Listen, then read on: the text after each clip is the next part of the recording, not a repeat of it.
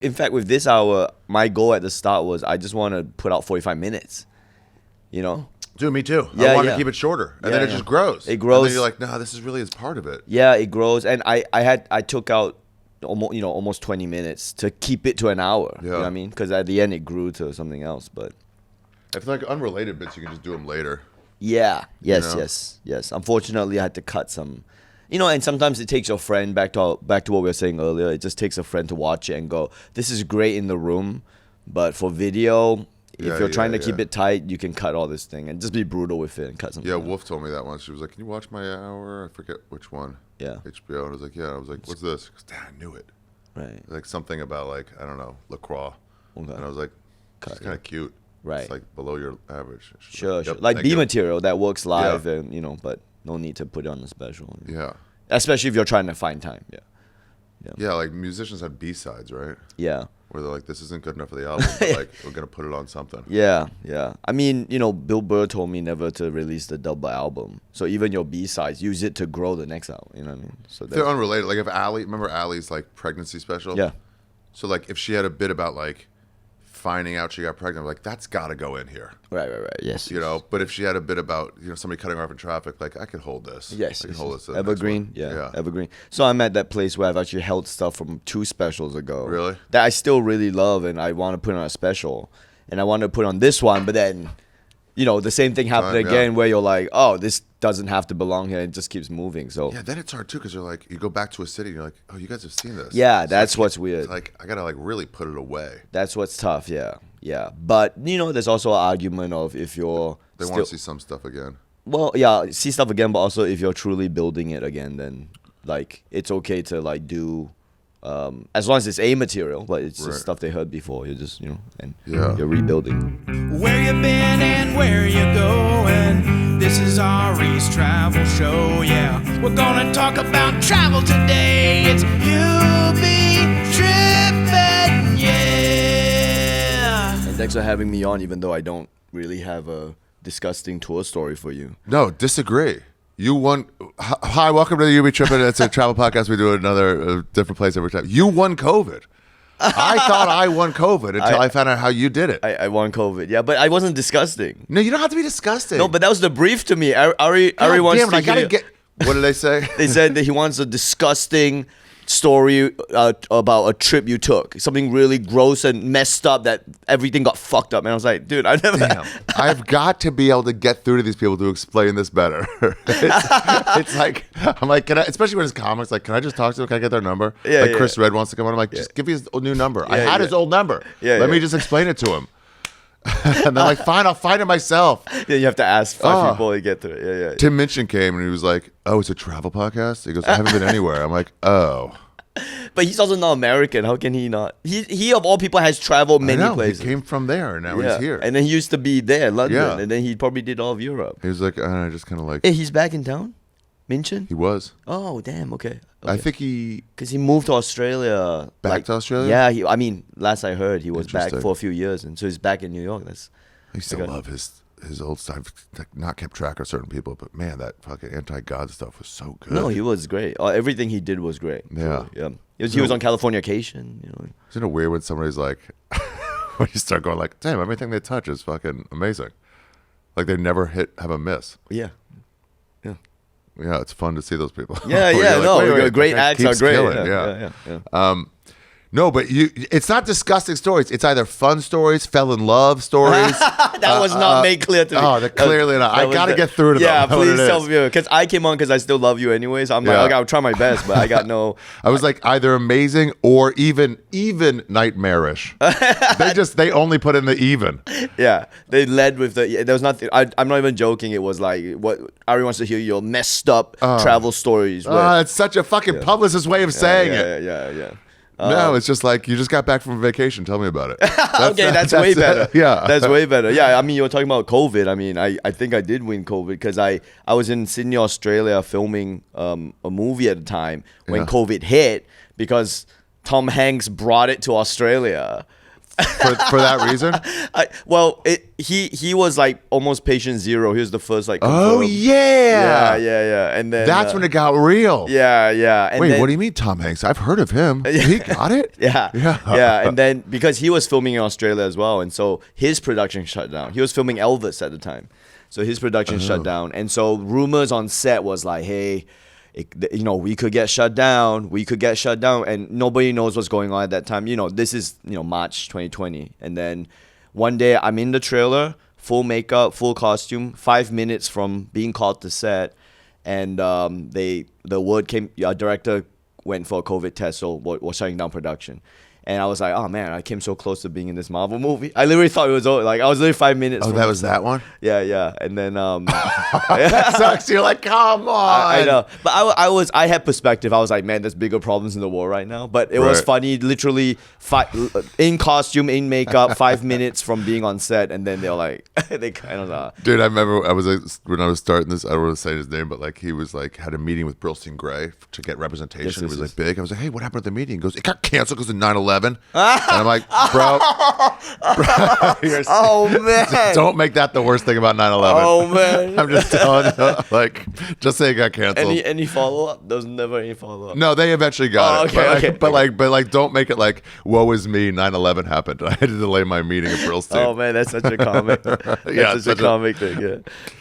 And then because they, so I was in Australia. In Australia, to your point, Australia handled it great. At the start, and so we were in Sydney, and you could get all your creature comforts. You could get coffee. You go for walk. You could get food. You just couldn't eat in the restaurant. Yeah, but all the restaurants are open. Not bad. It was great. I lived in Australia. My wife is from Australia. She was with me, so we were like, it was like being at home and vacation. Yeah, we were just going for walks, and so and then the second part of my pandemic was after the Australia thing. I got cast in a TV show in Hawaii. Do Aloha. So then I spent Hawaii, and Hawaii again. I can't think of a better place for a pandemic because, first of all, in Hawaii, everyone there culturally knows how to be considerate and put other people before themselves. Yeah, like for real, it's palpable. It's not just a everyone here is friendly thing. They know how to put community before themselves. And secondly, everything there is open air anyway. Yeah, it's all the outdoor stuff to what you want to do. Exactly. God damn. Even the malls are open air. The mall, if you go to the mall in Honolulu, it's open air. It's an open air mall. Oh yeah, all the Ala Moana. Ala Moana is. So it was a perfect place for a pandemic, and we were lucky to be there as well. So I spent the whole pandemic in Australia or Hawaii. God, dream vacation spots. I envy those people. The guy like Paul Morrissey told me about a guy who was in Vietnam, and all those stories about the last flight out. Trying to get out, he missed it. Oh, and he goes, "Fuck, I'm stuck in." But then everyone realized home is no better. Right. And he goes, you were stuck in Vietnam? Yeah, but he was like, I'm in a place that costs $7 a day to live. Yes. This is sick. Yeah, no, my agents, when I was stuck in Australia, they said, Ronnie, like the production has organized a flight for the crew back to America. If you don't get on this flight, I can't guarantee that you'll come back to America. And my wife was like, yeah. That's fine. That's fine. Yeah, cool. Let's stay. I remember talking to you. We were walking by maybe the old stand. I don't know. And it was like, I think I won COVID. And you were like, I had fun. I'm like, what'd you do? Yeah, you told me like Australia to Hawaii. And I'm like, oh, fuck. Maybe I came in second. Yeah, but you did have a great pandemic. Yours was very healing. I felt you were very healed. God. Not that I know you that well, but like that you were like in Peru, right? Or something? Ecuador, sorry. Yeah. And you were like just yoga, and you were like, you didn't have your shirt on. So fun. Yeah. So fun. What a great pandemic. What a great pandemic. I mean, I really that's my new special's all about positives and I can't think of a better. I would never have been able to do that. Yeah. Spend 6 months in Ecuador just chilling. Yeah. It was great. All right, where do you want to tell me about today? Where do you want to go? I wanted to talk to you about Singapore. Yeah, because I don't know anyone who's been there. Yeah, and you're the only one who I know not the only one, but you're the comic who travels so much, and you've been in Singapore, but then I also just did Europe. So I don't know. You did Europe for the first time? First time doing Europe. Well, that's kind of wild. It was great. So I booked a show in Paris, Belgium, Stockholm, Sweden, Finland, Helsinki, Belgium, And then I ended up in where did I end up? My memory's so short. Germany. Where'd you go in Germany? Berlin. Yeah, I'm so glad you have this map here. Guaranteed you didn't do Germany the way I do. I did not do Germany. I heard your bid on it. I heard your bid on the sex party. Yeah, but I'm so square. I couldn't find a sex party even if I was looking. If someone told me where it was, I couldn't find it. You'd be like, I don't know. Oh man, I didn't know Finland was that big. Wow. Some of this is like map is different than globe. Which shit I don't understand. Sure. This is the most surprising one. How big that is? Yeah. It's like as big as China almost. Yeah. Oh, and then I also did Denmark and I did. Oh, really? Copenhagen. Yeah. So we go to Paris, and my wife really wanted to do the show. And visit Paris, and I was completely ambivalent about it. I actually thought Paris would be lame because of my British colonial, upbringing, I guess. Paris would be lame? I thought Paris would be lame, With a girl? Yes. I was like, I've seen a city before, whatever, who cares about Paris? Dude, I went 5 days, loved it. It was amazing. 5 days in Paris. 5-6 days in Paris, yeah. And it was just before the Olympics, so they cleaned the city up. So the river smelled great. The city was super clean. I had nothing to compare it to. So on stage, I kept saying like how awesome Paris, how clean it is, and people were like laughing at me. Because they're like, yeah, what are you talking just about? This week. But it was truly, they cleaned it up. So I went at such a great time, and lots of Asian people in France. That's how ignorant I am. Africans too, West Africans. Yeah, and Asian people showed up for me, and France and Europe. I don't know if you felt this way when you were there. Like everything feels very classy and quaint in a World War II. Like they have cigarette vending machines in the back of a restaurant. You can push a button, you can smoke. Do you smoke there? I don't. Yeah. I started there. Oh yeah, because it's so cool and roll in. Yeah. There was some like super hot chick at a restaurant. I was like watching her technique roll, and I was like I was by myself too, and I was like this. She was like, ugh, and I wanted to be like, oh no. Right. No, just your rolling. Right. I wasn't looking like I'm looking in front of your boobs. Right. And you said that? No, I just felt like that. Yeah, and the other thing about France is the produce so good. The produce was like because one of the iconic French things I think is having those fruit stalls on the street. Yeah. Not like we do in New York, but they have proper shops and so the fruit there they all grow it in locally and in Europe, and it just it just tastes. You think better. European FDA standards are just way higher than ours? Yeah, I mean, I think they grow fruit. They treat food with more respect there, I think, than America. Yeah. They grow it. They don't grow it the way we grow it in America, where it's like quantity, just get it out. Yeah. So they're doing something right there. It tastes better. Oh, hi guys. Sorry, I was just eating some of this bread that was made for me by Tom Papa, specifically made for me. Yeah. I don't want to brag, but I've got friends in dope places. Guys, let me tell you something real quick about Ronny Chieng. He's got a new special out called Love to Hate It. It's on Netflix right now. I think it's his third Netflix special. Ronny Chieng is one of the best comics working today. He is aggressive in his self-deprecation. He's got this weird power on stage while still maintaining a levity. And above all, he's just very funny. He had this great bit about all the people weighing in on COVID where you were like, you guys were you were like the back of the classroom. You can't just suddenly be smart now.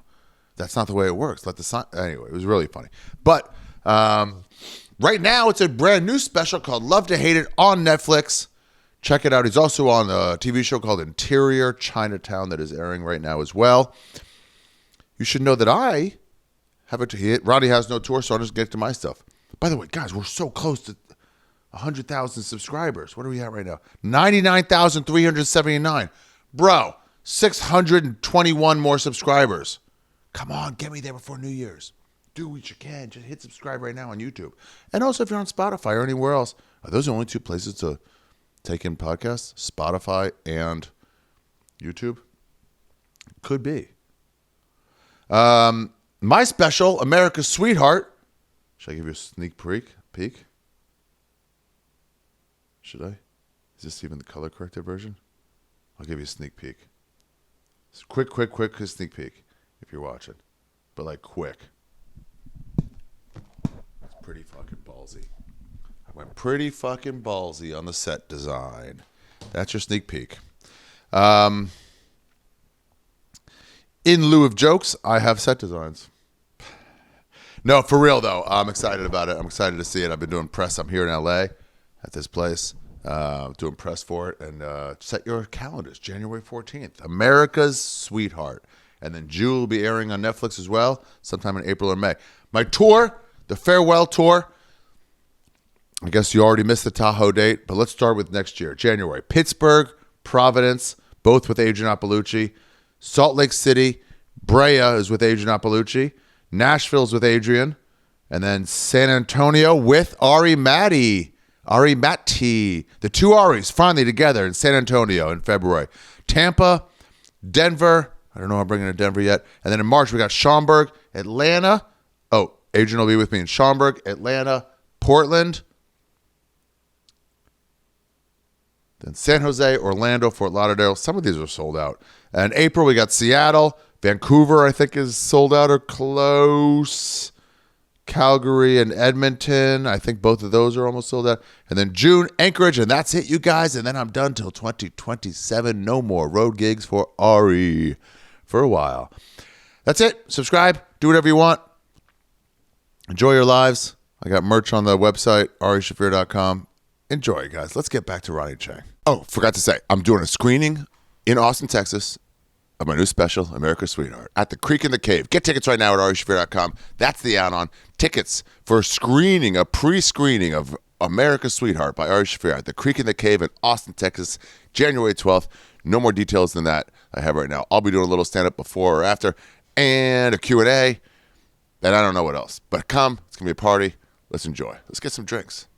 Austin, Texas, January 12th, the Creek in the Cave. I went to Cuba with Bobby Kelly for the election to get away. What a trip. Oh, my God. It was so Bobby Kelly in Cuba? We were just smoking cigars. And, and we had a hurricane, but it was still fun. Oh, it's a hurricane? Yeah. Power went out on the whole island for fucking 2 days. Yeah. But it didn't matter because you were just living it like He was Cuban. like, go out. But it was like sundown. Our guy was like, oh, don't be walking. Oh. Don't be walking with the power outage. Oh, really? Yeah, he goes, Okay. But daytimes, though, we just set our clocks earlier and we just woke up with the sun and then like got How was the food? Okay. Everyone says it's so shitty. It wasn't so shitty. It was just fine. But some was good. But anyway, for 5 days and I lost weight. Oh. Because there's no like chemicals in that shit. They can't afford it. Yes, I feel like Europe's kind of like that. Yeah, I definitely. So that brings me to my next point. So I went to I don't want to skip over France, which was great. I went to a French Open as well. And also great Vietnamese food in France. Wait. You went to the French Open? Yeah. I went to the French Open. Yeah. Very classy. French Open, very classic. Way classier than the U.S. Open. Really? Yeah. Way classier. I talked to Michael Costa, who used to be a pro tennis player. And he said... Top 1400. Yeah. And he was like, the U.S. Open is known as the most disrespectful crowd. People dress like shit. It's like in a weird part of town that nobody goes to. Oh, yeah. Whereas like the French Open is like in Paris, or the Australian Open in Melbourne, which I also went to, is like they make it like a music festival.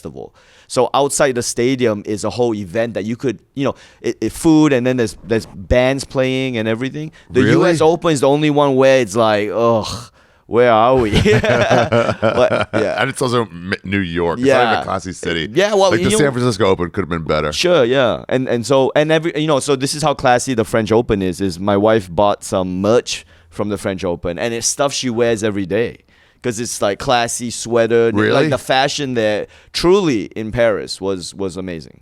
So it's classy merch that you would wear like day to day. And wait, did you get those?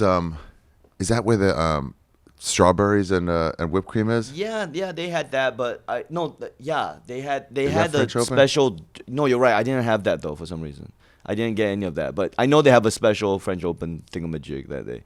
The U.S. Open has that thing as well, like a special drink. Oh, really? Yeah, there's something. Every Open has like a special gimmick drink. Yeah, it's like a gimmick drink. Yeah, which I appreciate. France, the subway is clean. It's easy to get around Paris. I got to see like. Champagne cocktail. And also in Paris, the buildings are like legislated to be lower. You know what I mean? So it's not like skyscrapers blocking out the sun. Right. They all have, they have that, that Inception scene where the buildings like, yeah. So it's all that level of. Did you stay in the like old part of Paris? I think so. Yeah. Old. Because I think if you go like out far enough, yes, it's just modern. Oh, okay. But okay, like, maybe. there's like 12. Sure, I think I was neighborhoods. Just in. Yeah, I think I was just in classical Paris, which. With your wife. Yeah, with my wife. It was perfect. Yeah, it was awesome, and we went. You just walk around and look at the architecture. Totally, right? And just totally, and like just looking around. I went to like one of the palaces and the old French palaces and how beautiful it was, and yeah. So they definitely the colonial rule definitely they reaped the benefits it showed in the capital.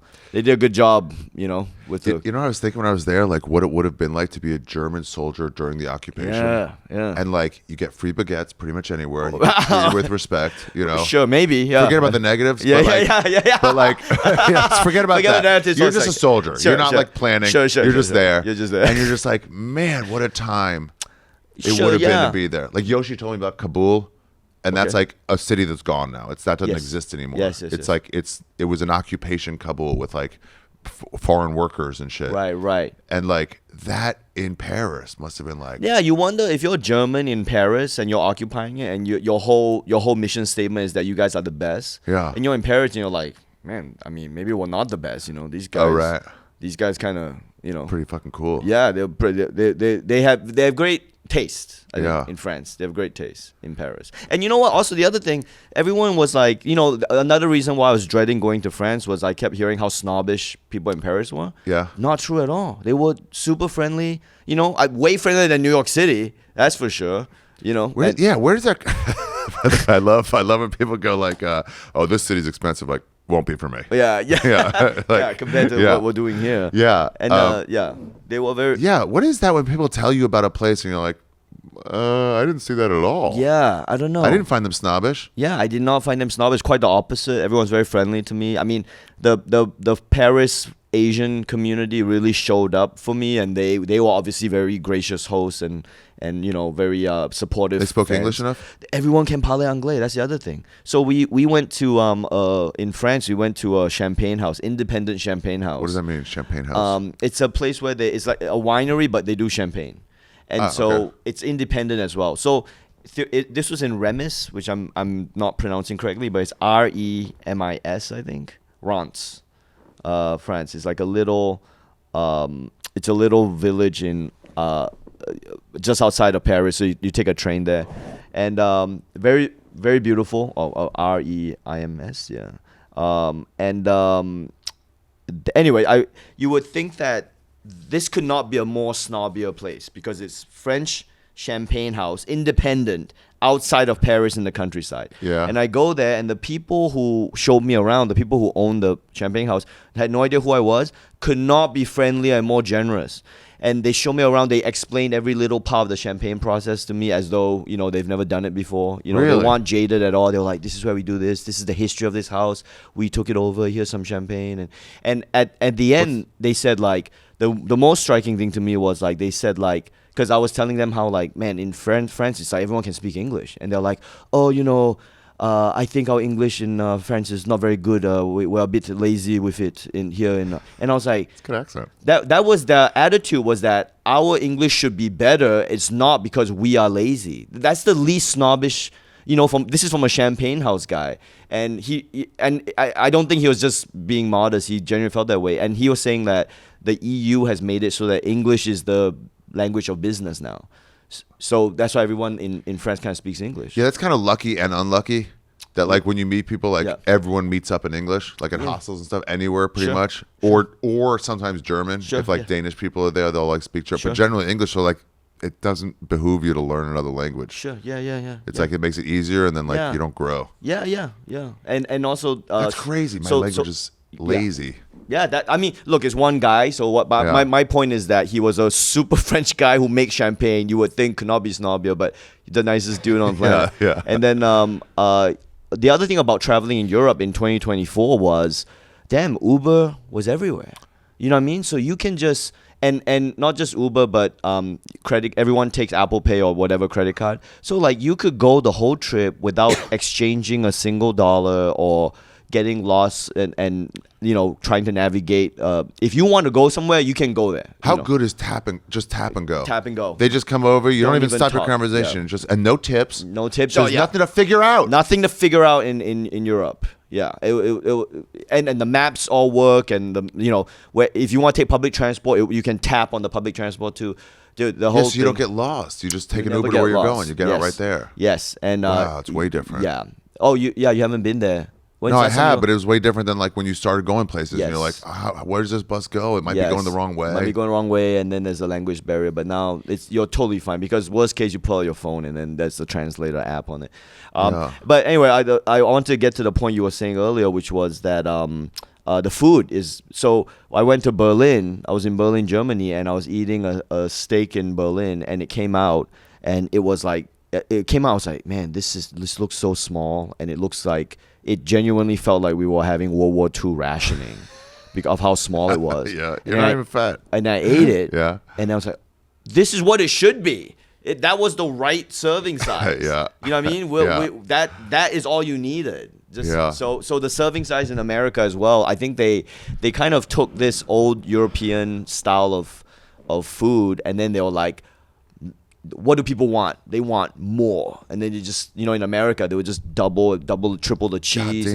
And that's something in America I don't think we do waste a lot. Yeah. It's almost like give them more than they'll need, and then they can chuck it if they want to, but then we don't chuck it. We just get obese. Yeah. Well, we do, you're screwed either way. Either you're wasting a ton of food or you get, obese. So, but in America, they never figured out like the way to enjoy something is to have less of it, That's something... that's kind of the antithesis, right? Yeah. Just have enough. Yeah. And having less is more because you either appreciate it more, or if you have too much of a good thing, it fucks up the flavor. What are you? What's your ethnicity? I'm Chinese. Chinese. Yeah. Okay. Well, I mean, I'm from Malaysia, but I'm Chinese. In some of those places, in Cambodia and Vietnam, they do these like slow meals where it's just like a little grill on the thing, and they bring out like 5 pieces of meat, and then you grill it, and then you like kind of give it to each other. Yes. But it's like, and then you're like another one, but that's like 40 minutes has gone by, and then you have another 2 pieces of meat, and it's just like until you're like, I think I'm good. Yeah. But it's not like, oh fuck, my stomach hurts now. Yeah. Yeah, which is very American. Yeah. So, I went to I was in Berlin, Germany. What did you do in Berlin? Also, did you go to any cafes in Paris? I did. That was my favorite thing. Yes. I get why. When in New York City, when we have all these during the pandemic, we had all these like outdoor shacks. They just got rid of them. Yeah, they just got rid of it, yeah. and people were like European style, and I never fully understood what that meant until I got to Paris. I was like, oh. You guys are trying to do this. They do it way better. This is not This is not European style. This is definitely New York City style, where it's like rats, homeless people coming right up to you. Yeah, the like cars will run into the shack and kill people. There's a couple videos of it. Yeah, I know. It's pretty fucking wild. Yeah, I put a video in there of one of those. Find one. Yeah, but But in Paris, they would have these like historic cafes, like what you're saying, right? All these super old cafes. I look them up. I will walk to go to them and just sit outside and have a coffee in one of the places that I guess invented it. Oh, you're pulling up the video now? Yeah. They just got rid of these things, eh? This morning, police are searching for a driver who injured a police officer while fleeing a Manhattan traffic. No, I want to see it. I hate when they do reports of a thing. No. I want to see just the fucking video. 2.5. Okay, this has got to be it. Oh! Yeah, this is... Damn! Is he going to run? He's running. He just keeps running. Oh, no, he's not going to... Oh, he kept running. Look at that guy running after him. Yeah. Oof. What was he filming? What was he hoping to film there? Maybe he's just the quickest draw in New York City, and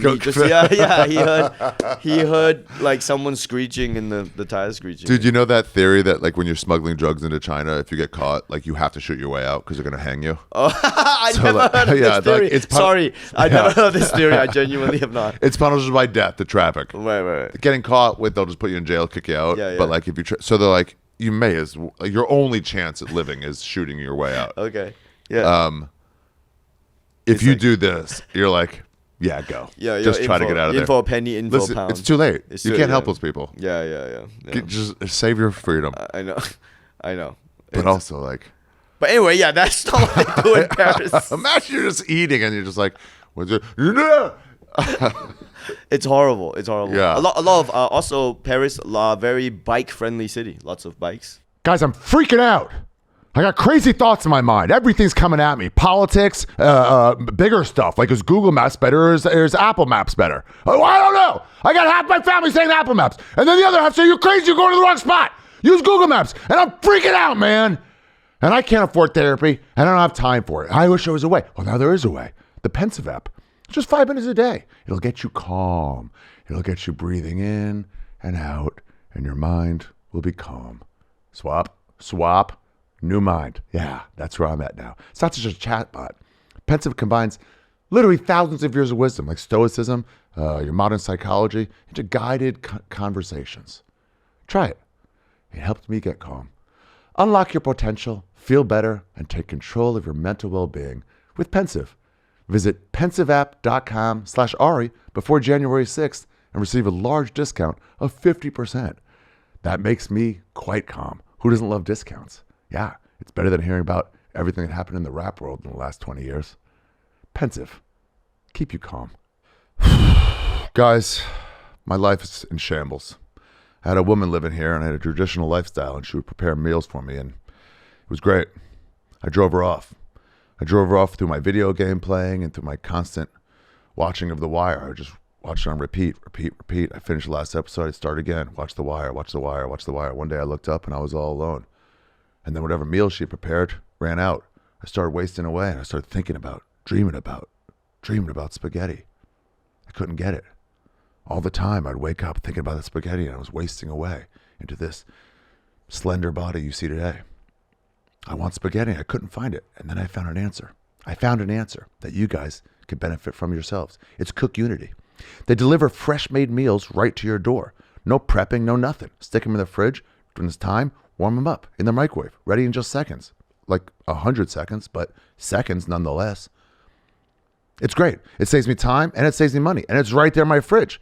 Now I don't have to stop watching The Wire. I can just keep watching it. And I got ready-made meals ready to go. Spaghetti. Yeah, they have good spaghetti. They also have poultry. They have fish. They have vegetarian options. If you're a dork, beef, anything else you want. Give the gift of delivering mouth-watering meals crafted by local ingredients and award-winning chefs with Cook Unity. Go to cookunity.com/trippin or enter the code TRIPPIN before checkout for 50% off your first week. That's a massive amount. Cook Unity, I advise against keeping this, what promo code available. You'll go out of business. 50% is too much to keep you in business. But for my listeners, take advantage of them. Take advantage of them while they're this crazy. Go to cookunity.com/trippin or trippin before checkout to get 50% off your first week. That's 50% off your first week by using code TRIPPIN or going to cookunity.com/trippin. Now let's get back to the episode. Lots of bicycles. Old bikes too, like 1-speeds. Yeah, and they don't have as far as I can tell, they don't have the city bike kind of culture where you dock it. So everyone has it, and then they have to park it, and then the bikes just. No, they had them, but there was like areas where you park them. Yeah. So it's not into a dock. Yeah. It's just like it has, and so you try to park it there, and the thing goes, no, it's half a block from here. Oh. Or if you're just outside the area, so it's just a bunch, just kind of piled up, but okay. I didn't see as many city bike equivalents. I just saw the people with their own bicycles, and they'll be because bicycles take up space too, and so you see bikes. This was less docks. It was just just put it in this little area. Right. It'll be between like me and you. I see. And there's 8 bikes there. Yeah, and then the other thing that's in Europe right now in 2024 is e-scooters. Oh, really? So every country now has Uber and e-scooters like Lime. So like everywhere you go, it's like, it's the same app, and you just going. Yeah. So it's become very, in that way, navigating cities, even extremely foreign cities, has become very universal. You know what I liked about the ones in Paris? I just remembered they had little rubber clamps to put your phone. Yeah, so you could use directions. Yeah, they had that in America. Sometimes. Really? Yeah, sometimes. In these? Sometimes, yes. Well, New York City doesn't have e-scooters, but the cities like. But I mean, the bikes too. They had them in the bikes, so you can as your bike and says turn here. So the bikes here we don't have. You don't have to be like this. Yeah, the bikes here we don't have that. Yeah, I'll show you something I bought for New York City if you want one. It's like a rubber thing from Copenhagen. You can really? To put your phone, it like retrofits onto. Oh, it's great! Super light. It's like a rubber band for your phone, and it sticks it onto your bike.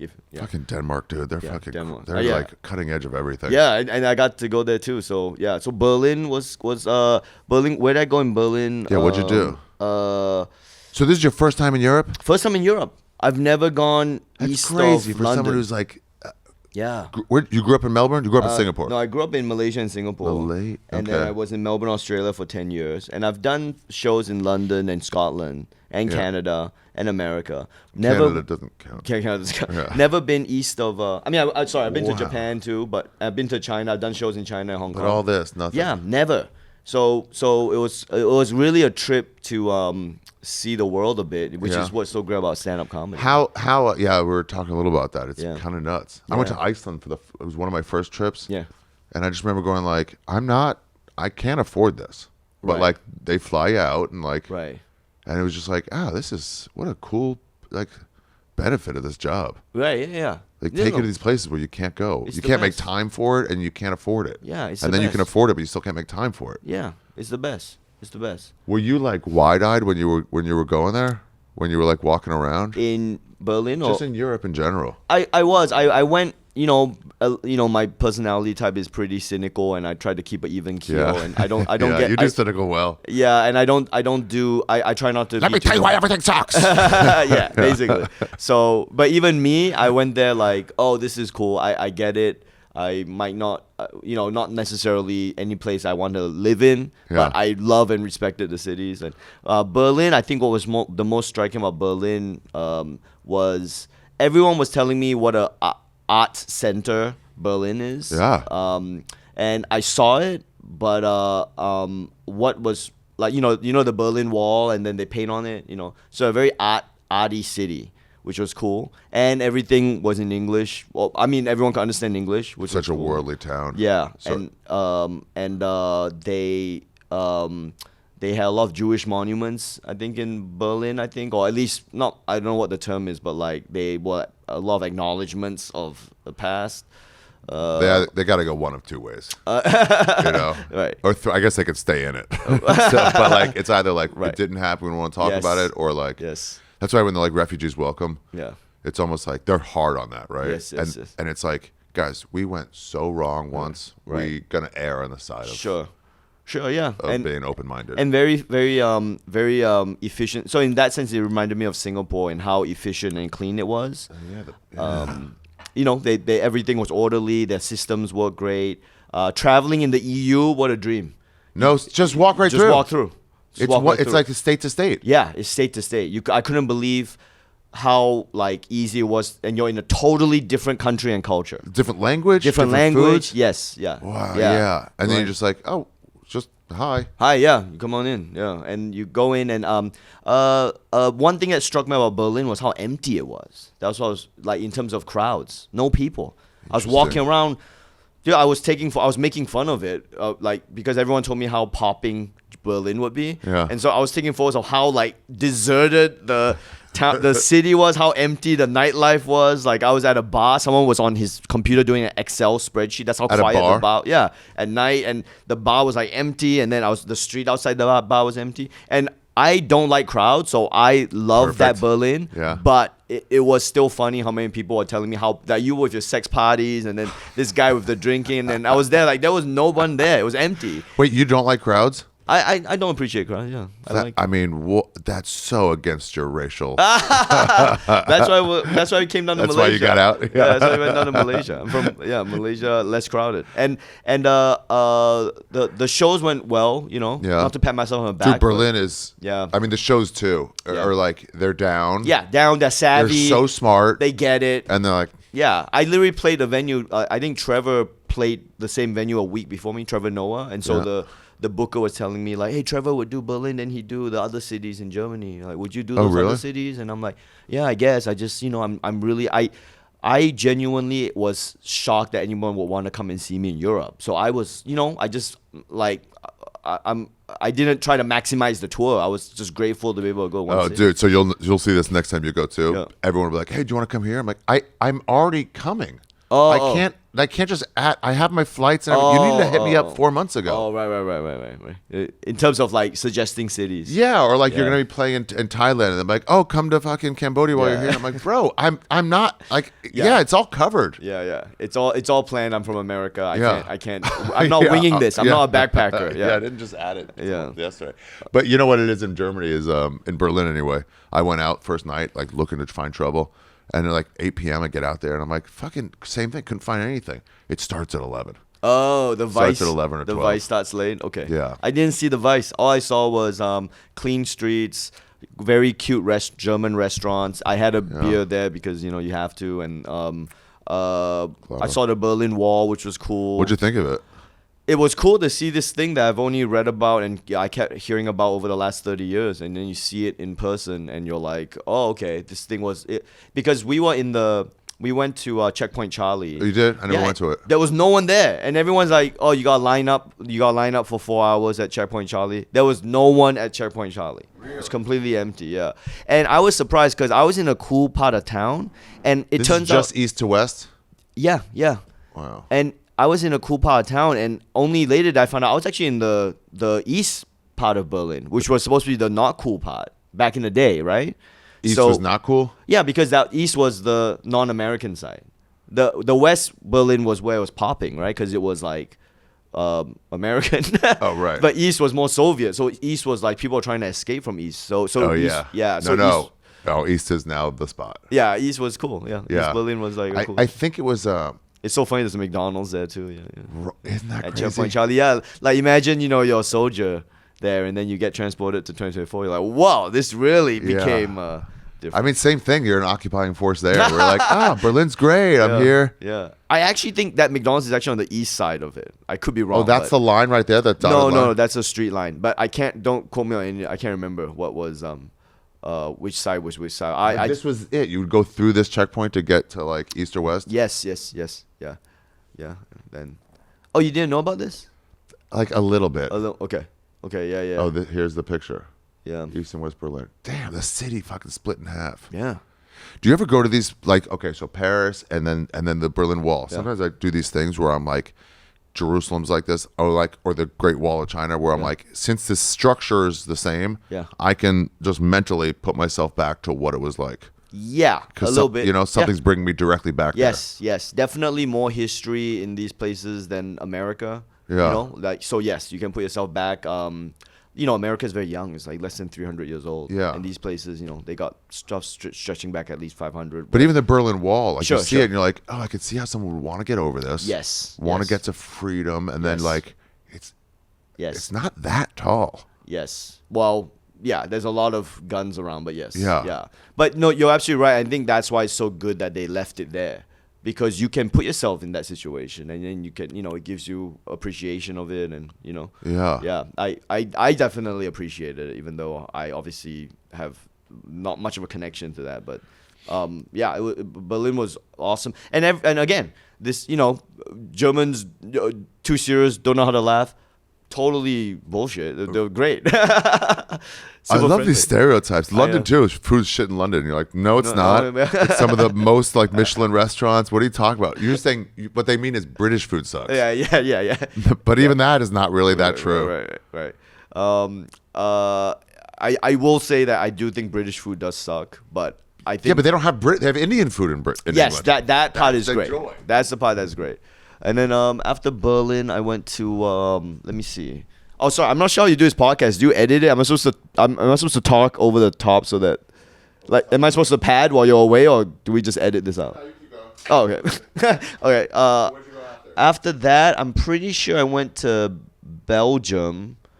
What did you think of that? And because that's the I'm saying, I'm always like, skip it, just go for one day and move on. Really? Yeah, I like Belgium. Okay, great. What did you like about it? It just Brussels. I went to Brussels. It sounds insulting, and I'm not trying to be condescending, but it was very quaint in a cool way. It was quaint, and it was. You talk about putting yourself in a situation of historical significance. Dude, Belgium was like castles. So you can't get more like historic than that. Yeah. Stone built castles everywhere.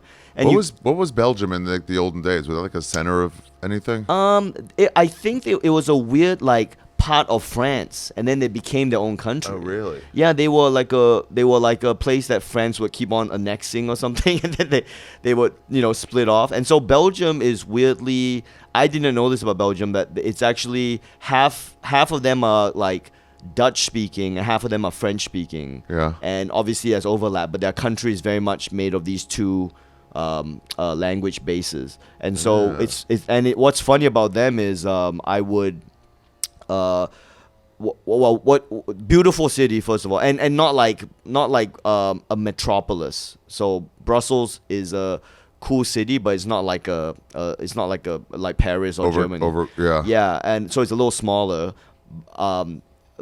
People there are very friendly, but for me, you think they were friendly to you because they knew you, or just they didn't know you? No one knows who I am. Great. Yeah, and That's people, real, they one thing about Belgium that's kind of shitty is that because they were terrible to Congo, and they would chop people's hands off in Congo. Really? In Africa. Yeah, Congo was like a colony, and so of the Belgians. Yeah, and King Leopold was a real dick in Congo. He basically, they would get cocoa and other resources from Congo, and they basically enslaved the Congo people in Congo. And if you didn't pick enough cocoa beans, they would chop your hand off. So they would chop the hands off of kids. Like, they would chop the hands off of, if you didn't pick enough cocoa, they would chop your kid's hand off. It was, chopping hands off was like a thing. And like, it's really awful. It's not a one-off. It's like, that was a very common thing that the Belgian people did to Congo. So when you're in Belgium, it looks beautiful, and they have Belgium chocolate, which they're famous for. You're like, oh, the dark history here is very dark. Oh, because like they don't grow. Yeah, the cocoa beans. The cultural presence of chocolate in Belgium is from Congo. Whoa. But look, that. I mean, old days, whatever. People move on. Yeah, and the shows were good, and what was funny for me was I started filming this. I think you appreciate this. Like, before my first show in Paris, I got this sense that before I went to Europe, I treated these shows as, I'm willing to fall on my sword. I don't think anyone's going to like me. Whatever happens, happens. But before my first show in Paris, I got this sense like, hey, I'm working up local material here. I think I should film every city and put it together as a Euro album, the local material stuff. So I started doing that. I hired locally, and I found people to video me in every city. And so it was just like the shit you like observed? Yeah. And so I would do some observational stuff in the city, but then I would do this hacky thing of, eventually I would start asking them who they hate. Because Europe, which country? Which they hate, and so I would ask Belgium who they hate, and then I would. The fun thing was, because I was doing a tour, after they told me who they hate, I would be in that country and the next Belgium day, hates you. and I'll be like, hey, what do you guys think of Belgium? And they'd be like, oh, we don't care about Belgium, and I'll be like, oh, you know what? They hate you guys. So so I think that'd be a fun special to cut together. But wait, who does Belgium hate? So that's what's interesting about Belgium is that, according to them anyway. They're half French and half Dutch. The Dutch side hates the Dutch. Oh. I guess it's that same thing with Montreal in France. What's the Dutch? Netherlands? Yeah, Netherlands. Okay. Yeah, Holland. So I guess Belgium, Dutch, they think that the Dutch look down on them or something. The way like Montreal French and Paris French, they're like, these aren't real French. I guess there's that. So basically, because Belgium's down the middle, they're half French, half Dutch. The French side of Belgium hates France, and then the Dutch side of Belgium hates Holland. And they're like, we don't give a shit about France. Yeah, Holland's our bitch. Yeah, and then the Holland side of Belgium doesn't care about France, and yeah. So that was really funny. Yeah, that's so great. Yeah, and I went to another city in Belgium. Oh, sorry to interrupt. No, it's just reminded me somewhere. I was like, I went to play in Florida, like right after COVID, and I was like, hey, everybody hates you, just so you know. Like, literally, I travel a lot. Everybody fucking hates you guys. What did they say? They just kind of laughed, but I was like, I know it's not you individually, but you guys got a bad rap. Yeah. I went to another city in Belgium. What's like another famous city? Let's see. Not Brussels. It's Belgium. Yeah. It's like the second big city in Belgium. I did not do a show there. I just went there to visit. So how... Antwerp, yes. Nice. Yes, Antwerp was beautiful. So the comedy thing they told me was like, you either do Brussels or you do like Antwerp. Oh, I've never been to Antwerp. I've been to Brussels couple times. But. Yeah, Brussels is the capital, so I thought it made sense, but apparently it's not necessarily the only choice in Belgium to perform in. Well, it's like Edinburgh and Glasgow. Yeah, something where like it's that. like Which Glaswegians are way more fun as an audience. Sure. Because the Edinburgh is like, smart people. Yeah, academics. Yeah. So I don't know if that's the case for Belgium because I didn't get to perform in Antwerp. Brussels was great to me. I really liked it. I think it's a capital city, so a lot of English there too. Yeah. And, but Belgian people are naturally very cosmopolitan in that way because they live in a country that has 2 main languages already. So and they all speak English, so they're all very language in Europe is not a thing. Everyone there can speak multiple languages. They're very smart. I didn't know I was wearing a Tintin T-shirt because I love Tintin, and Tintin comes from Belgium. Oh wow! So when I was in Belgium, people kept going like, "Oh, you like Tintin?" I'm like, "Yeah, Tintin's my guy," and he's Tintin's my boy. Yeah, Tintin's the invention of Tintin. Yeah, yeah, and he's a Belgian creation. So good shout out Belgium, make creating pop culture. Yeah. Hi guys. I'm Ronny Shaffir, and I'm wasting away. I literally have no fat on me whatsoever. I need to get my appetite back, and I don't know what to do. And then my friend told me about Via. It's THC and THC-free gummy and vapes. I prefer the THC ones, not the THC-free ones, because I like to get fucked up and get my appetite back. I want to eat plates and plates and plates of spaghetti. Via will get me there. They have award-winning products. They have, let's see what else they got. It's the only lifestyle hemp brand. They use compounds found in hemp along with active extracts to create products with a specific effect in mind. Whether you want to get better sleep, ease anxiety, enhance your mood, or just get high. That's what I'm into. They got something for you. They also have 0 THC products for, like my mom. The products range from 0 milligrams to 100 milligrams of THC. So just, they got you covered. If you're Joy Diaz, you get 7 of those. This holiday season, gift yourself some peace of mind. If you're 21 plus, and only if, check out the link to Via in our description. Use the code TRIPPIN to receive 15% off. After you purchase, they're going to ask you where you heard about them. Please support my show and tell them I sent you. This holiday season, enhance your everyday with Via. Don't be like me. Put some weight on. Ugh. Wait, how is the food in these different places like that? Belgium was okay. I got that. I think in Europe and France and Germany and Belgium, they're very. In my mind, if you think of a storybook bakery, that's what they do there. They have that old school, old world baking sensibilities, and so everything that to us is like a gimmick in New York, where it's like you have it's almost like we do it hipster style bakery with whatever. They do it unironically. So the food that we make, ironically in America to hearken to a older age, that's how they legitimately eat. So that's so great. Yeah, and so you're like, I see what they did here. You're like, no, they didn't do this here. That's where you guys got it from. You ski at all? No, I don't ski. Okay, so like the Vale Village and stuff like that is built to be like alpine. Yes. And then you go ski in Zermatt, and you're like, oh, you guys are trying the same thing. Yeah. Like, what do you mean?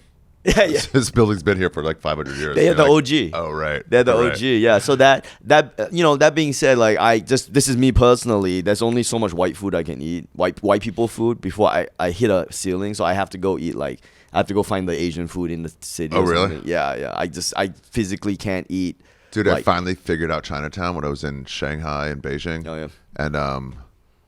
And it was like, you get there and you're like, I want to try all these crazy foods and stuff. But then the expats who live there, they're like, oh, we'll take you to this place. And eventually like, let's go to this burger place. Yeah. And you're like, oh, that's Chinatown. And then eventually like, I want my version of burgers. Yes. That's what it is. Yeah. That's what it is. You want something authentic that tastes good. So so that's what I found in. How was the Chinese food in these places? Was okay. Maybe I didn't get to hit up the best places, but it was okay. Melbourne, I was just there and Sydney, and god damn, they got Asian all that food good is Chinese. amazing.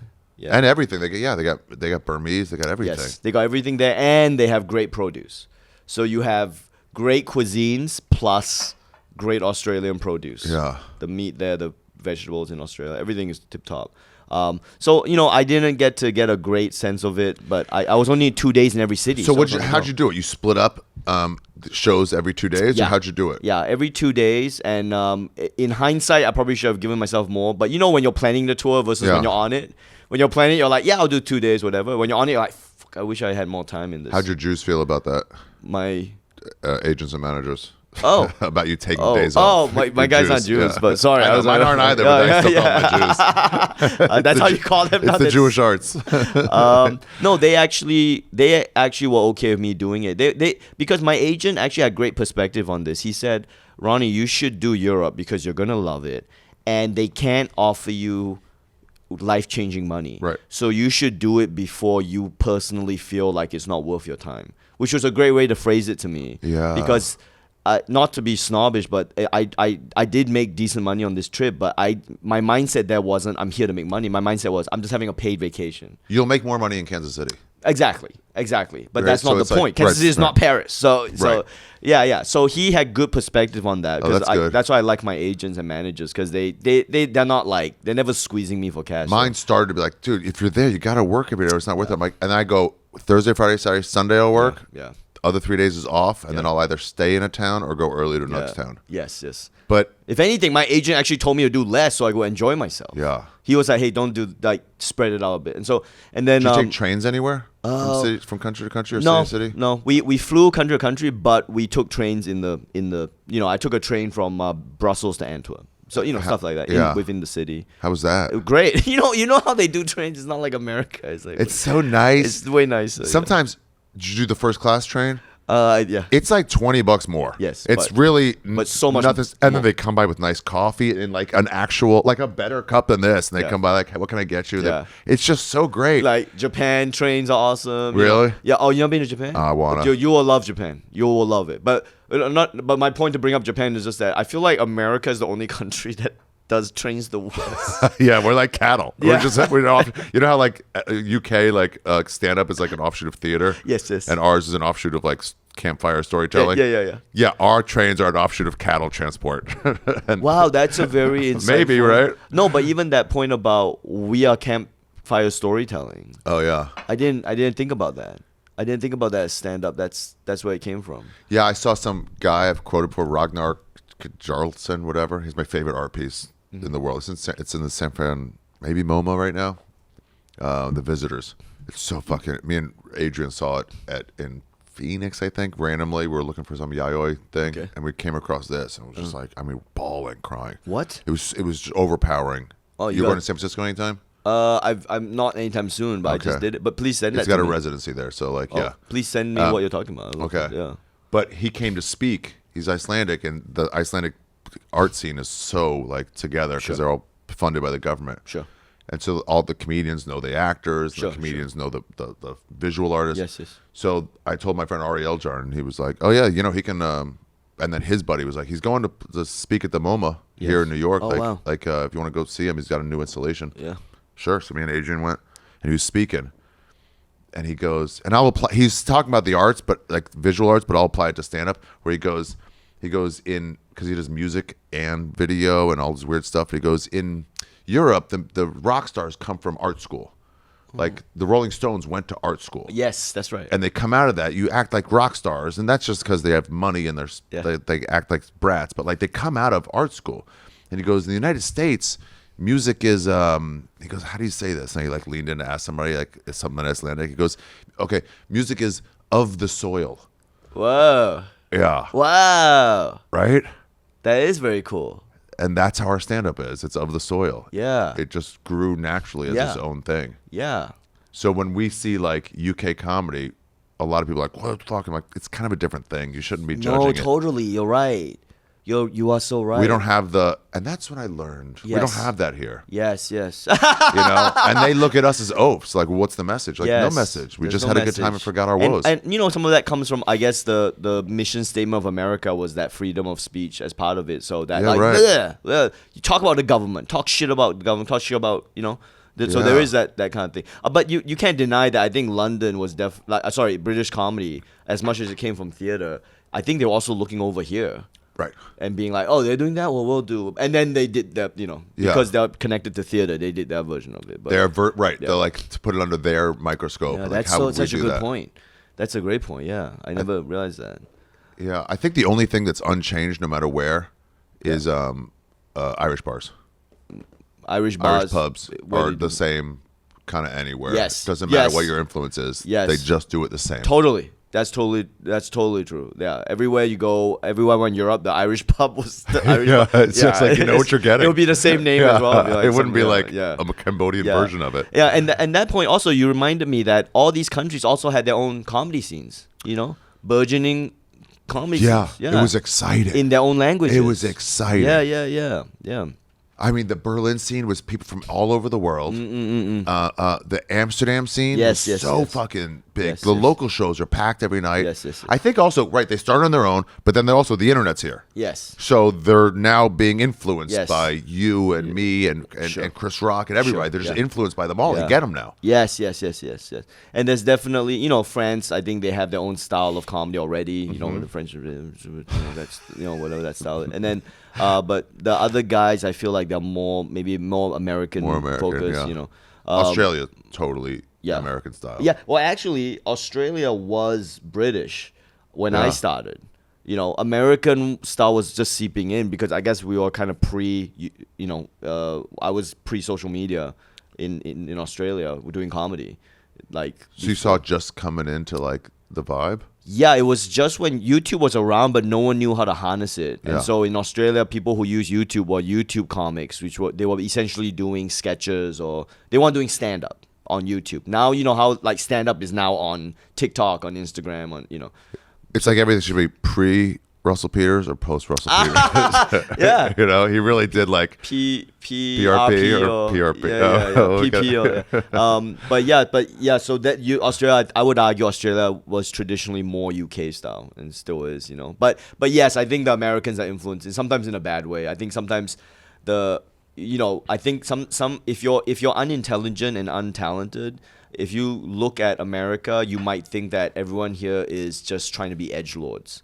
Yeah. Without the skill set of comedy, you know, as in you might think that comedy in America is just saying the most controversial thing with no jokes. It's a cursory glance at it. Yeah. It's like that's not really what it is. I can see why you might think that, but there's actually people doing very interesting, unique stuff and trying to touch on hot button issues, and you're like going for laughs from dark places. Yes. And people go, you're just trying to be shocking to all these people. I know. Like, no, it's more than that. Yeah. It's more than that. And we appreciate that, obviously. But unfortunately, there's people in Australia. I'm talking comics who they market themselves on being too dangerous for Australian TV. But they do it unironically. Like, it's one thing to market yourself as that, but they truly believe that they are saying something that's horrible, that, you know, and dorks. I know that it's so dorky, and I'm already like, your mindset is already wrong, you know, because I guarantee you the comics that you love who are controversial, that's not what they're trying to do. They want to get on TV. They're trying to tell jokes. Guys, I wish it wasn't like this. I'm just trying. Like, why don't you like this? And like, there's plenty of audiences that really like it. Can't you just be like them? Yes.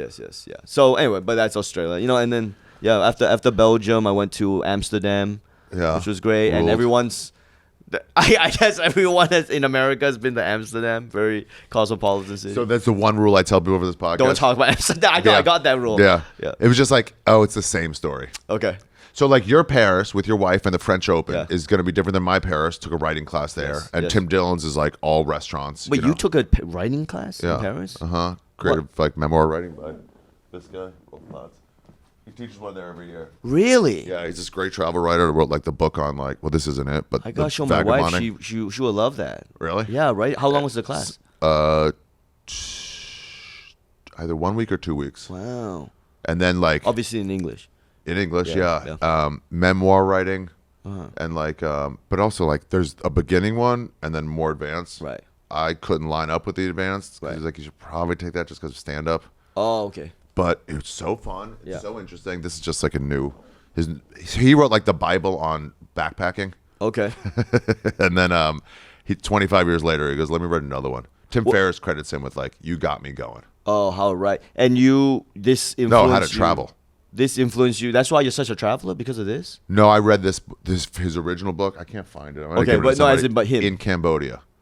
And then on a beach in Cambodia, my friend Justin Edbrook just sent me, my Jew, sent me the book. He's like, hey, you're about to go to Southeast Asia. I heard about this. Take it. Oh, that's really cool. Went through Myanmar, then on Cambodia, I'm reading it. And then...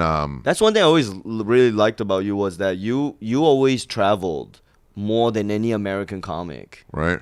You were always the guy, and when you traveled, you traveled, I think, the right way. You always travel with a very open mind, and you were never like, where's the Burger King? And you were always like, No yeah. No way. Yeah, which, the American guys are like, they're like, do you guys have this over here? You were always very curious and very respectful. I had to yell at people in Chiang Mai. Yeah. They're like, oh, let's go to Burger King. I'm like, guys, no, Yeah. no. And they're like, why? I'm like, guys, we're in here. Yeah. We're no. But you know how it is with the American dudes. Sometimes you travel with them and they're like, they just can't get out of their way, and They can't. Yeah, but you were always really cool with it, and you're always very respectful, even though the act that you did would make it seem like you wouldn't be respectful at that time or whatever. Yeah. Like, my memories of your comedy, because I saw your comedy before I met you, wasn't that you're a bad person, but how open-minded you was It is traveling. weird. You're doing a stylized version of yourself on stage. Yeah. So if it was you, I'd be like, oh, he's mad Yeah, all the time. yeah, Like, yeah. he's not really mad. Yeah, he's yeah, giving I know. a version of himself in the moment. Yeah. But so I was always like very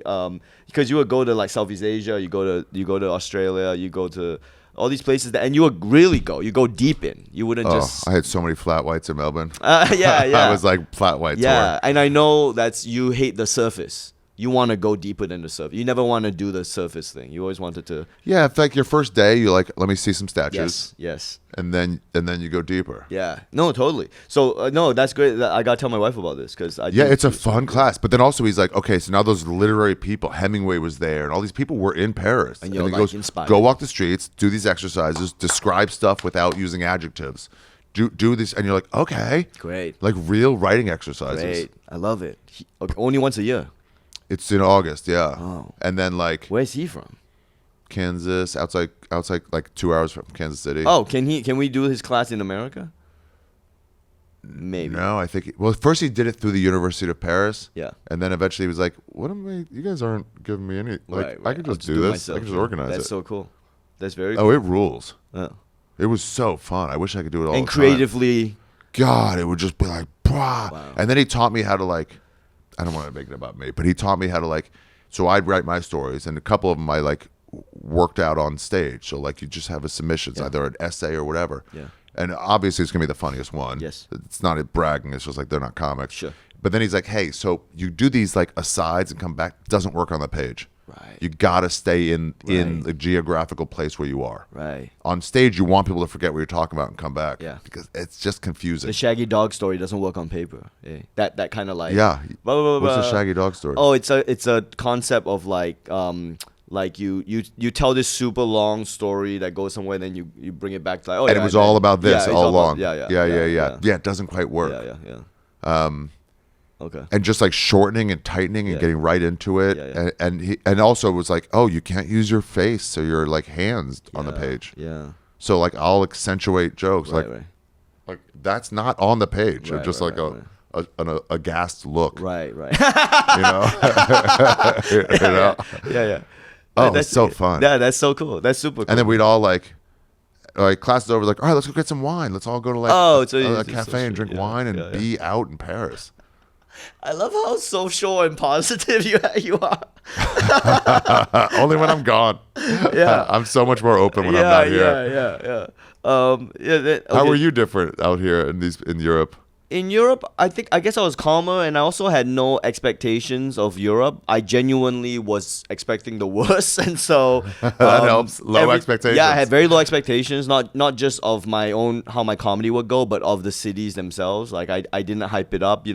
This wasn't like my lifetime trip. Like I saved for like 5 years just to go on this trip. Like this was me very lucky getting a paid holiday, and so.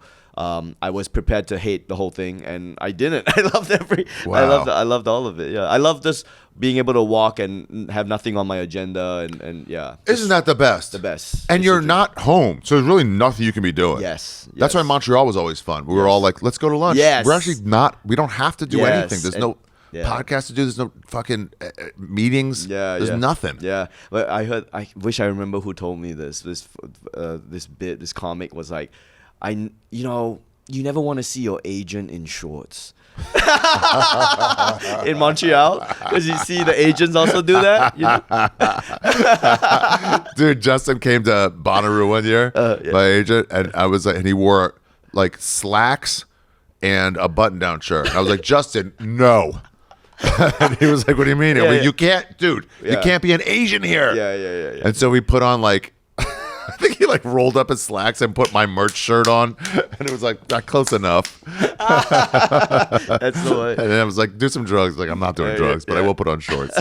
Yeah, you don't want to see them in slacking. Yeah. So what else did you get into then? So I'll skip over Amsterdam because I don't want to break the rules, but I will say it was a very cosmopolitan city. I had this guy give me a boat ride down Amsterdam, and he gave me a history of in the canals. In the canals, yeah, and he gave me a history. He was great. He gave me a whole history of the whole city in like an hour. And he was like a Dutch man who had lived in Ohio. So he sounded American, but he was like super like, he would be mega Dutch. Basically, he was mega. Yeah, he was like,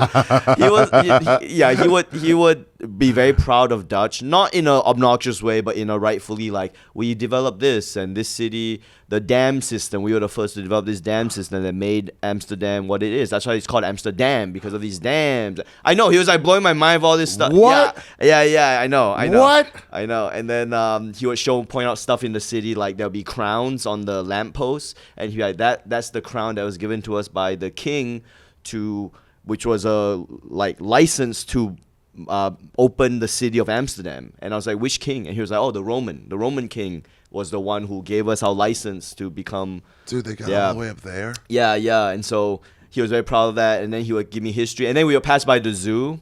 Yeah. I recommend this boat ride, by the way, because on the canals, because you can see the whole city. This is a tour. It's or just some guy you met. It's a guy who was connected to the hotel. So the hotel organized this thing for me, and cool. We passed by the zoo, and then he goes like, "That's the zoo. It's a historical zoo. It's obviously a lot. When we first started it, it was obviously much worse for the animals. Now it's a lot better." And he was like, "The so-called woke generation now wants to close the zoo." And he was mad about it. But he was like professional enough to like not like.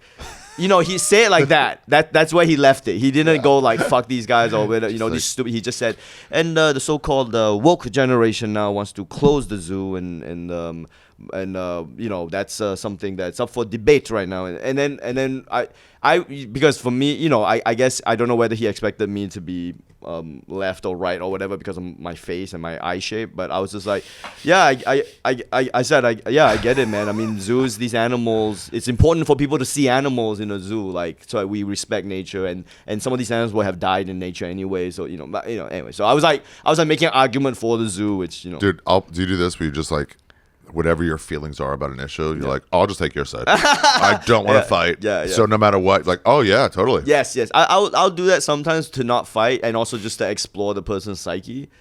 Just to be like, oh yeah, tell me more about your fucked up thoughts. But I don't judge them. I want to know your. I tried having a bit about it. Like challenging people is not the way to find out how deep the crazy well goes. Yes, that's a great. You want to find out, you got to like. Yes. Like I was in Egypt, they told me that the Jews planned 9/11. I was like, come on. Yeah, what's going on? Okay, I heard that. What else? Yeah. Also, I'm also not like. I don't think I'm left or right. I don't identify. I think I'm pretty center down the road. So I don't know. So he was, but that's a great insight into. That's keep a great going. Bit. Yeah, keep going. It's not your mom. Yeah. Don't challenge anybody. Yeah, don't challenge. Yeah. And we had a guy driving us back from Dixie or the Chicks in like Jacob Reese Park or something like that. And he was like, we're all talking. He goes, you guys can drink back there? I was like, okay, cool. We stopped at 7-Eleven, got beers. Yeah. Cool cab driver. Oh. And just like a 5-car fleet, Yeah. And he goes, so where do you guys get your news from? I'm like, oh shit! Oh, here we go! Shit. Here we go! That's such a funny, dude. That's such a funny line because as soon as they said it, it tells you so much about fucking punching. Who brings that up, dude? And it's on his mind. Oh my god! I'm not gonna tell you step by step, but it ended with Madonna's actually a man. Are you gonna tell the story? This is the first time I've ever told. That's the first time I challenged him. He hit me with Michelle Obama's a man. Yes. I'm like, okay, sure, yeah, for whatever. It was the most basic, like, like when you're face swap things, it was like 4 face swaps to get to Madonna here. And I'm like, but that was the one. I'm like, come on, man. Oh, so you did, no way. So you did. I allowed Michelle Obama's a man. I allowed Nancy Pelosi's a man. No pushback. Yeah, I was like a little bit like, what? Yeah, like questioning, like why'd you say that? Why would they be a man? Like, yeah. How does that help them? Like, yeah. And then. But at Madonna, I was like, come on, dude. I mean, I'm jerked off to her when I was 15. No way. And he's like, I'm telling you. When you gonna do this bit? I don't know. I'm just how ridiculous it is. Yeah. It's in the cartridge, ready to go. I guess so. Yeah. Oh my God. So anyway, what were you saying? No. Anyway, so this guy, he gave us a good time, and then he showed us around. He gave a really good abbreviated history of Amsterdam, which I really appreciated. Cool to do a tour like that. Yeah, on the canals as well, and anyway, I don't want to break the rules, so I'll just skip. What rules? The Amsterdam rules. No, it's just because everyone's stories I got too high and had to find my way back. I know. I did not get high in Amsterdam, so there you go. That's how square I am. We ended up performing. I performed in a... no resorts, no Amsterdam. You're going to tell the same fucking story. Unless you got taken hostage by terrorists in Amsterdam, then bring it. Yeah. I got to see Anne Frank's house, and then I ended up performing in this theater. It was quite large. I did 2 shows. And Anne Frank came to the show? No, I only read the first half of the book. Only after I did the shows did I realize that the theater I was doing in was like where they did the Anne Frank musical for the longest time. Oh, really? And they didn't tell me beforehand, but what in Amsterdam they did an Anne Frank musical? Yeah, a play maybe it was a play. Maybe musical is the wrong term. It was probably a play, but it was definitely an Anne Frank play live theater thing. And backstage, I thought it was weird that the green room was like in this apartment building, like a fake building, like a prop building, right? So there's like a kitchen, there's like bedrooms in it. So I was like, my green room was like in bed, and afterwards I was like, oh, that was the set. That was the Anne Frank set. That the green room, but it was a massive theater. I'm talking like. How was the green room? It was good. Pretty nice, yeah, right? Pretty nice. Frank house was like actually like pretty cool. I didn't think about what it was. It was but you're like, well, it's kind of just a complainer. Yeah. So I guess they built this theater for the Anne Frank play, but very few acts like they didn't have any other musicals that could command that attendance. So it became a little bit of one of those theaters with no acts that it's like after the Olympics, like what are you gonna do with a 5,000 seat swimming place? Exactly. No, I mean, where would you ever use this again? Exactly. It's kind of like that. I think I might be ignorant, but I think that's to the best of my knowledge that's what happened. That's interesting. And then I don't know. The canals are so beautiful. The canals are beautiful, very clean. Oh, he said that they designed the canals in Amsterdam so that the water's always flowing. That's why the water you can just drink it. Because it's always flowing. Yeah, you can drink the canal water. Yeah, he scooped up. He didn't drink it. He just scooped it. He said it looks dirty, but he scooped it in a cup for us, and he's like, it's clear. It's just an optical illusion, and the reason it's clear is because it's always flowing, and they designed the dam so that it would continually flow. And so he said like you could pee in it, and which people did, but it would be flowing away. So is it river water? Yeah, or is it I don't know. water? It was fresh water. Oh, wow. It was fresh water coming from somewhere. He said the place, and then maybe the Rhine or something. Yeah, something, but it went out into the ocean, and so he said like it was just he just said it's like a perfectly designed city. First of all, there's no rules for the podcast. Oh, no. It's like I know how irritated I gotta talk you to these about fucking this. agents. Yeah, how irritated I gotta tell them to explain this better. No, the way it was explained was funny. It was like no answer to that, and I was like, yeah, I get it. No, I get it. You don't want to like how many times do you want to hear that story? It's the same story. After the third time, I was like, at first I just said no resorts because it's like I had one. It was like, I just hung at the beach. It was so relaxing. Yeah. I'm like, God, that's boring. Yeah. Yeah. And then like, now I think your problem with this podcast is going to be getting Americans who travel because they don't travel well internationally.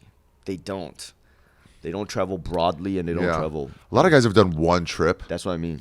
But like Sam Morrill's like, dude, I've been nowhere. I know. I'm like, okay, well then it's not for you. But other guys have been to like a lot of places. Sure, so they'll be back a bunch. Norman's just starting to really travel. Yeah, but Santino goes places. Like Todd Barry won't get like Dan Natterman won't fly longer than 3 hours. So he can't they just can't do this. Natterman is not.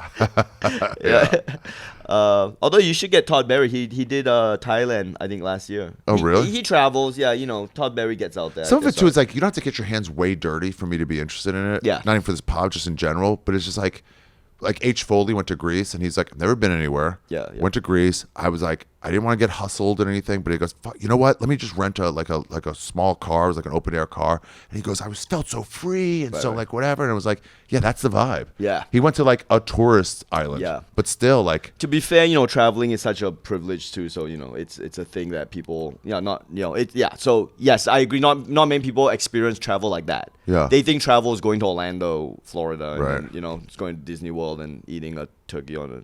Yeah. But I probably should clarify. I shouldn't malign Todd Berry. I love Todd. He's great, and he actually traveled, yeah. he actually travels more than most Americans. He does shows Thailand, everywhere, and he does shows in Australia. So he'd be a good guy for this podcast. He had a bit that I never forget. That it's just like he goes, I don't like sushi. People go, yeah, I don't like sushi. I've tried it one time, 1983 at the Cincinnati airport. He goes, you had your chance, sushi. Very Todd Berry. I love Todd. I love you, Todd. I'm sorry. I shouldn't have said you don't travel. You do travel.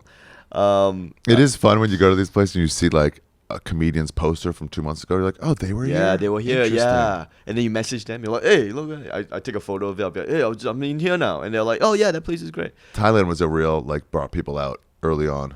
Oh yeah, I've been to Thailand as a kid, but I've never been there as an adult. Never performed there. When I was there, Genie Yashere had been there like a month before. Yes. Tom Agner? Do you remember this guy? Okay, he lives there now. But anyway, he was like an OG New York comic. But anyway, yeah. All right, let's get back here. Sorry. So where'd you go after Amsterdam? After Amsterdam, I went to Germany, Amsterdam, vice versa. Yeah, I went to Copenhagen. Copenhagen, yes. Copenhagen. God, you hit some fucking great spots. Yeah. You know what I wanted? I've never got them to give me one. Sorry. Finland? Yeah. I did Helsinki. You would love it. I'm like, get me Helsinki. No, you would love it. You would love it. Why? You would love Helsinki because it's very you. It's very no, it's far away. It's very Finnish. So meaning you're engrossed in Finnish culture. Which is what? Finnish. It's just Finn. It's the Finnish. So what's Finnish culture? I mean, like it's hot springs. That's all I can think of. So I didn't know this until I got there that they are the worldwide leaders in what do you call those saunas? Saunas? Yes. Wow. Saunas. So their whole thing is saunas. So everyone's apartment building, they have a sauna in their own apartment. Everyone's house they have their own personal saunas. It's like a cultural thing. What? Even the immigrants who come, it becomes like a cultural thing. Like, oh yeah, you own a car, you own your own sauna. So, I love that. Maybe that's why Estonia is too, because it's right there. Yeah, and so it's saunas. Really? God, I love that. Yes. That's a Jewish thing too. Oh yeah. Old Jews love a schwitz. We went to the. You brought me there to the New York one, the Ukrainian sauna under the house. Yeah. Anyway, so they love sauna, so you love that. God, I love that place. And they love food, and I only learned the difference between like the Scandinavians and the whatever. Oh man, I already forgot it. But there's like there's Scandinavians and then there's something else that they're not Scandinavian. So I don't think Finland is Scandinavia. It's not? I could be wrong. Well, it's so close to Russia. But I know like Denmark, Norway, Sweden, definitely. But then Finland is like just outside it. So this is different. I went for the first time. Went to Romania and Slovenia. Yeah, wherever that is. And for the first, I've never been to Eastern Europe. Okay. And I'm like, oh, different vibe. Okay. Scandinavia and this regular Europe. Yeah. Did you see a difference in vibe and culture and people? Yes. Totally. There's like 3 Europes. Totally, yeah. That's what I really loved about my trip was that France was its own entity unto itself. Obviously, right. Yeah. Germany was its own entity unto itself. Belgium felt like an offshoot of France culturally, and Holland was its own entity unto itself. So Belgium's in between, which makes sense because it is in between. And I mean, they have their own thing going. Belgium. I'm just saying vibe-wise. We're talking about vibes, right? So all those countries were its own thing, and then I could tell like. It was very different. Like Denmark and Sweden had more in common. You know, I didn't get to Norway unfortunately, but Denmark and Sweden had more in common. And I would say Finland to me was very common. Sweden. Yeah, Denmark and Sweden's up there. Right. Yeah. Those two felt that started to feel more like you guys have more in common, which they do. So yeah, because like you talk about like sauna culture up here. Yeah. they're not going to have that. No, they don't have that. They don't have to escape the frost all the time. The freezing cold. And even the cuisine, the most obvious thing was the cuisine, so those places, the Scandinavian countries, they eat a lot of fish. Yeah. But I love fish, so it was great for me. I love the way they do fish. Did you have whale anywhere? No, I didn't eat whale. I don't know. I feel bad eating whales. I know. In Norway, they just served it, and I was like, really? They're like, it's not endangered here. But as that's out of my mouth, I'm like, what do you mean it's not endangered here? Yeah. What does that mean? It's endangered. How was it? Fine. Oh, nothing special. Yeah. Yeah. It Okay. was kind of like I had to, but it wasn't like, Right. it wasn't this, try this crazy food. It Yeah. was like, we have fish Sometimes burger, they we have trick whale you burger. into eating like whale sperm. They don't call it whale sperm. They just call it something else, and then you eat it. What? Yeah. Sometimes suddenly, before you know, you're eating like sperm, and you're like, oh fuck. What? Yeah, I heard about this. I've never done it myself, but yeah, I can't remember which country does that, but That's it. something. Yeah. Japan? Yeah, maybe Japan. Yeah. Ugh. Anyway. Anyway, so they the other thing culturally that's similar about them that separates them from that part of Europe is design aesthetics. They got this like IKEA. Very sensible, very practical and very stylish. They have this sense of minimalist style in Denmark and Sweden that I really Yeah, me appreciate. and Bobby went to, when we met that guy from Iceland, Ariel, we went to a Copenhagen comedy festival. Yeah. And we went to Noma, this restaurant. I think it just closed. Yes. It was just a super fine restaurant. And they took us on a little tour in the daytime because we're like, we can't get reservations. Yeah. And then the guy was like, you're cool. I'm going to bump you to the top of the wait list. Oh. Yeah. Oh, He just great. called. Like, can you get down here right now? I was like, yes. Great.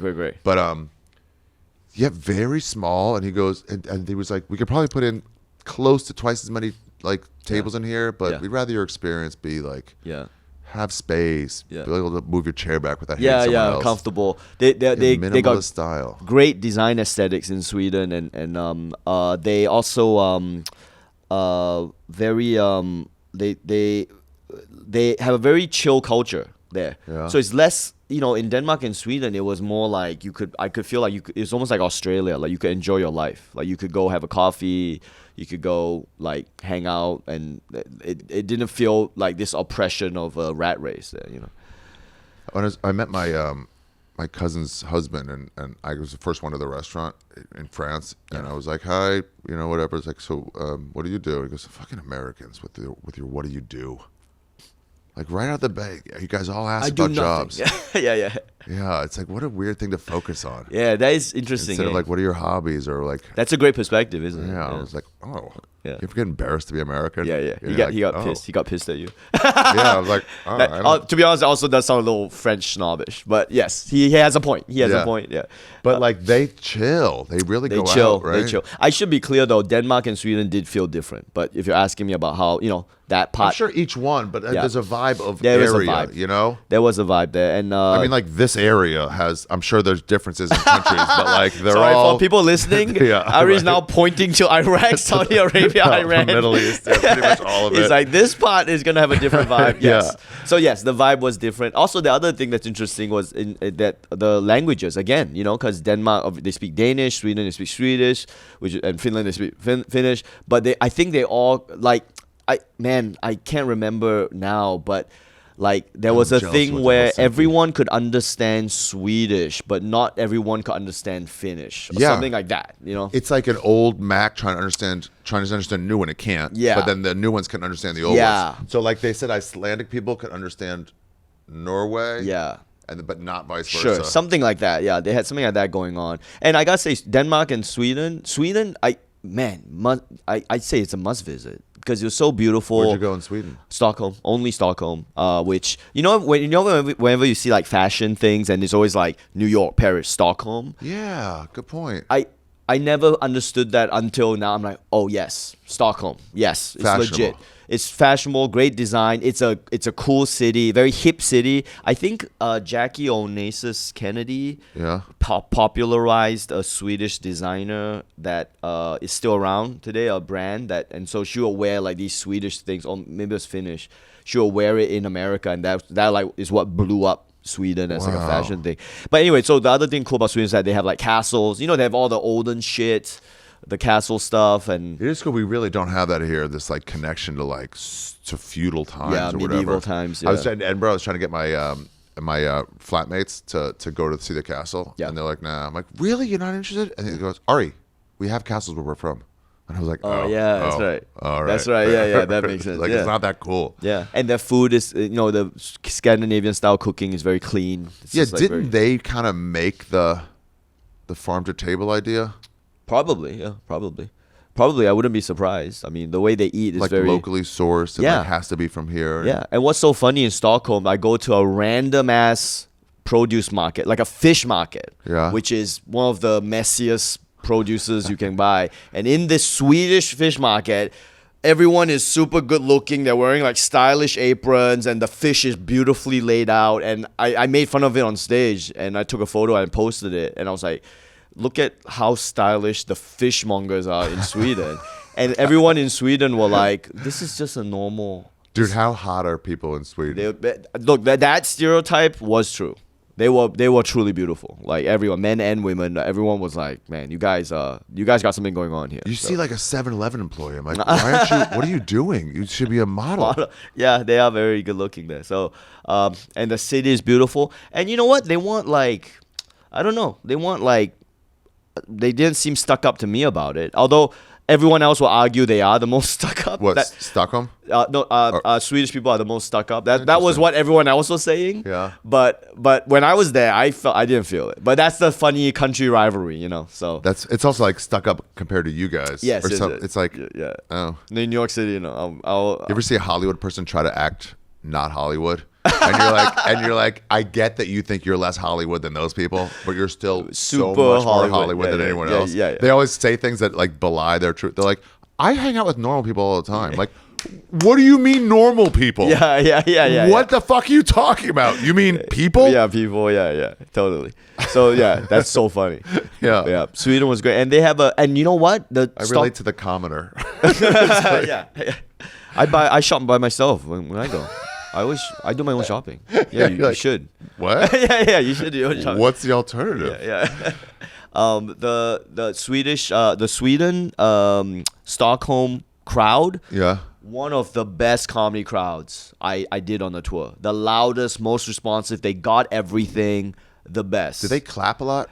I can't remember. They probably did, but they gave the loud responses for when appropriate with the jokes. They got it. I had to tell the last time not as much. The first time I went, they would after every punchline they do this like late night talk team, and I was like 20 minutes in I was like, guys, what are you doing?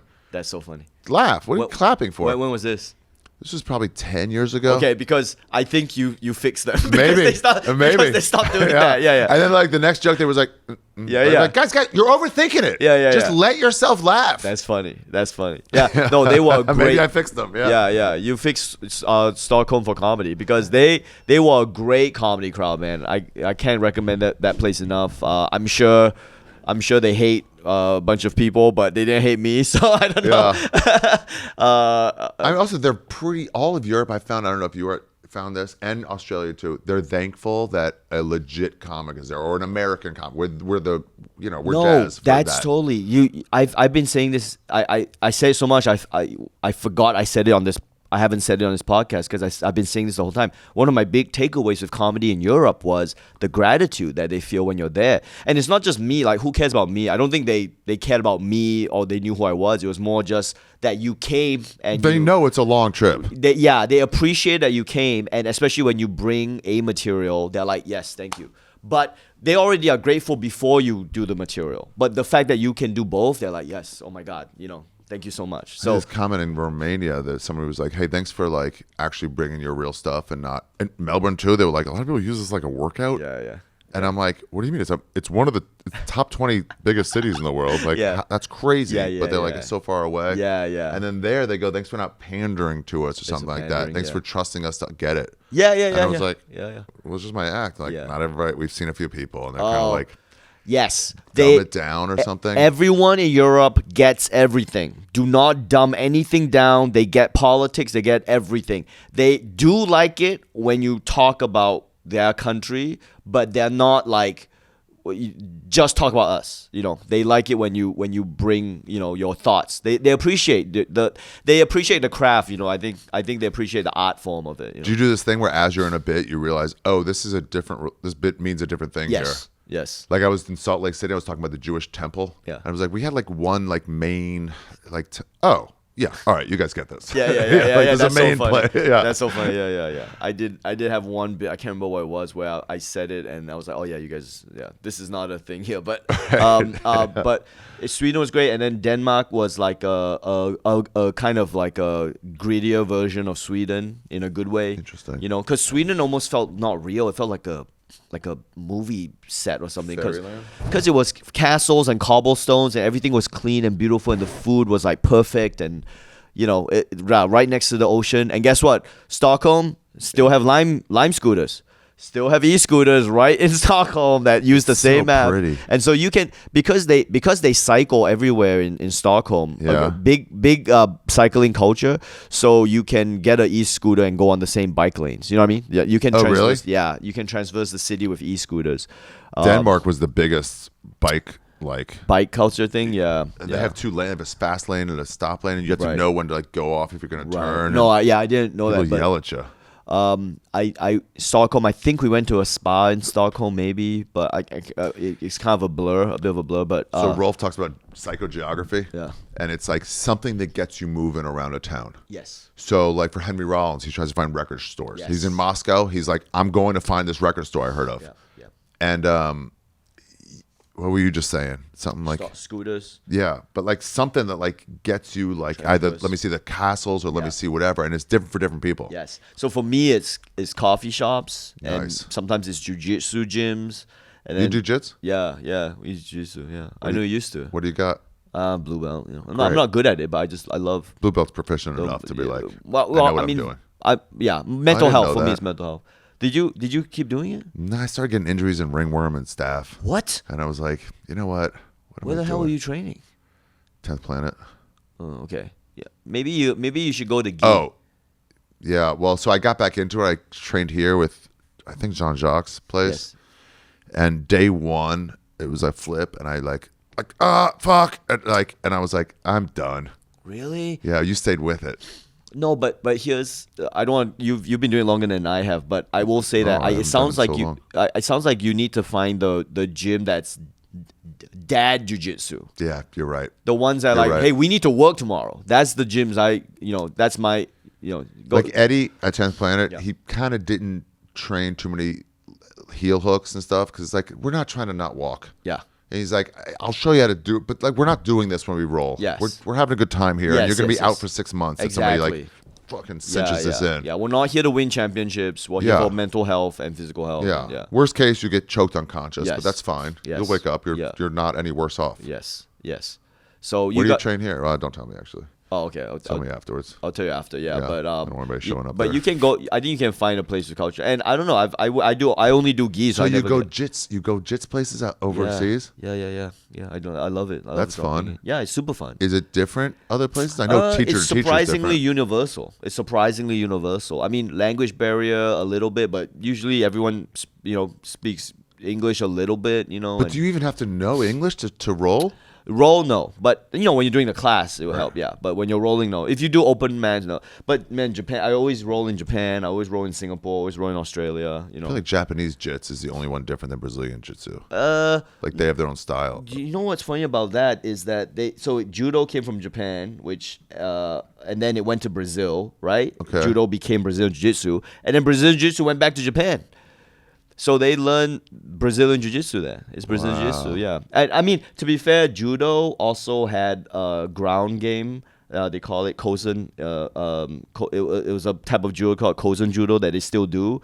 So there's this debate that like they kind of a lot of the moves in Brazilian Jiu-Jitsu they already invented in Judo, Kosen Judo, but they never taught it, and so it came back to Japan, and they said, "Oh, so we already had." It. So wrestlers do that. That's just like we have that. We just call it an arm lock. Yeah, but if you don't care about the politics of it, then it's just like it's fun to train in Japan. They're very stylish there too in Japan. Damn, that's a cool way to get around the town too. and then it'll make you see a different part of the town. You get out, like where it's called. I wouldn't have been in this neighborhood if not for that. Yeah, to your point, that the thing that, what do you call it? The transversing the city? He called it psychogeography. Psychogeography, yeah. Makes you go around, yeah. Bookstores, music. In Southeast Asia, someone's like, I'm going to go find some live music. Yeah. And then it just the trip getting places. And they go, no, we only have it on Mondays. Like, fuck. Yeah. But now I'm like, what town am I in? I guess I'll get something to eat and street food here. Totally. So, yeah. So, and Sweden, Finland. And then the... Where'd you finish? Oh, I finished in Finland, I think. Yes. I finished in Finland. Finished Helsinki? Yeah, finished in Helsinki. And it felt like a small town. And so Finland is like one of the, like 5 years in a row or 20 years in a row, happiest countries in the world. So when you go there, you're like, okay, what's the deal here? And I see it. Everyone's, not that they're smiling all the time, but it's a very safe, calm city. They have huge sauna culture. So the whole thing when you're there is you have to go find saunas. So that's the psychogeography thing, is finding a sauna. So they'll have saunas in the city, and then they'll have saunas where you have to drive to the woods. It's a sauna in the woods. Yeah. Oh, not natural. Some guy will build one, like a wooden. Yeah. So you have to go there and you have to book it, and it's like an honor system. Like people book it, and then the towel, and it's like it's self-governing. And Iceland had like, obviously, like the natural ones because of volcanic. Yeah. And then they had just in the city, there's like 3 or 4 that just the locals go to with like 9 different hot tubs. Yes.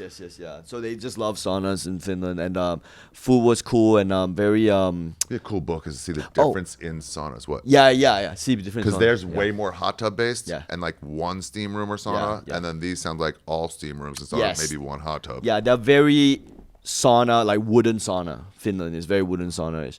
And the thing about Finland that struck me was, at least Helsinki, it was a very hip, kind of hipster city, but it was like Australia. It felt like Australia because they had trams, just like Melbourne. Yeah. And even the trams were like yellow and green, which is Australian colors. So when I was in Helsinki, the way it looked with the parks and the trams, and then like the building that's like made of sandstone, I was like, this looks like Australia. Wow. And the coffee culture, Australia is very like latte. So the whole thing for me when I was in Finland was, yes, this is Finland, because all the names are like super long, and then there's like there's like a circle above the A, and you're like, what? Yeah. What is this? Yeah, the names are so long, but at the same time, it felt very familiar. It felt like Australia, and in a good way. It felt like that kind of like, more relaxed lifestyle, coffee and food, and very hipster. Like I went to a bar in Finland that was like behind a laundromat. Every like the most hipster thing. Wow. Yeah. So and very clean aesthetics as well, very safe. And did you stay there after you finished?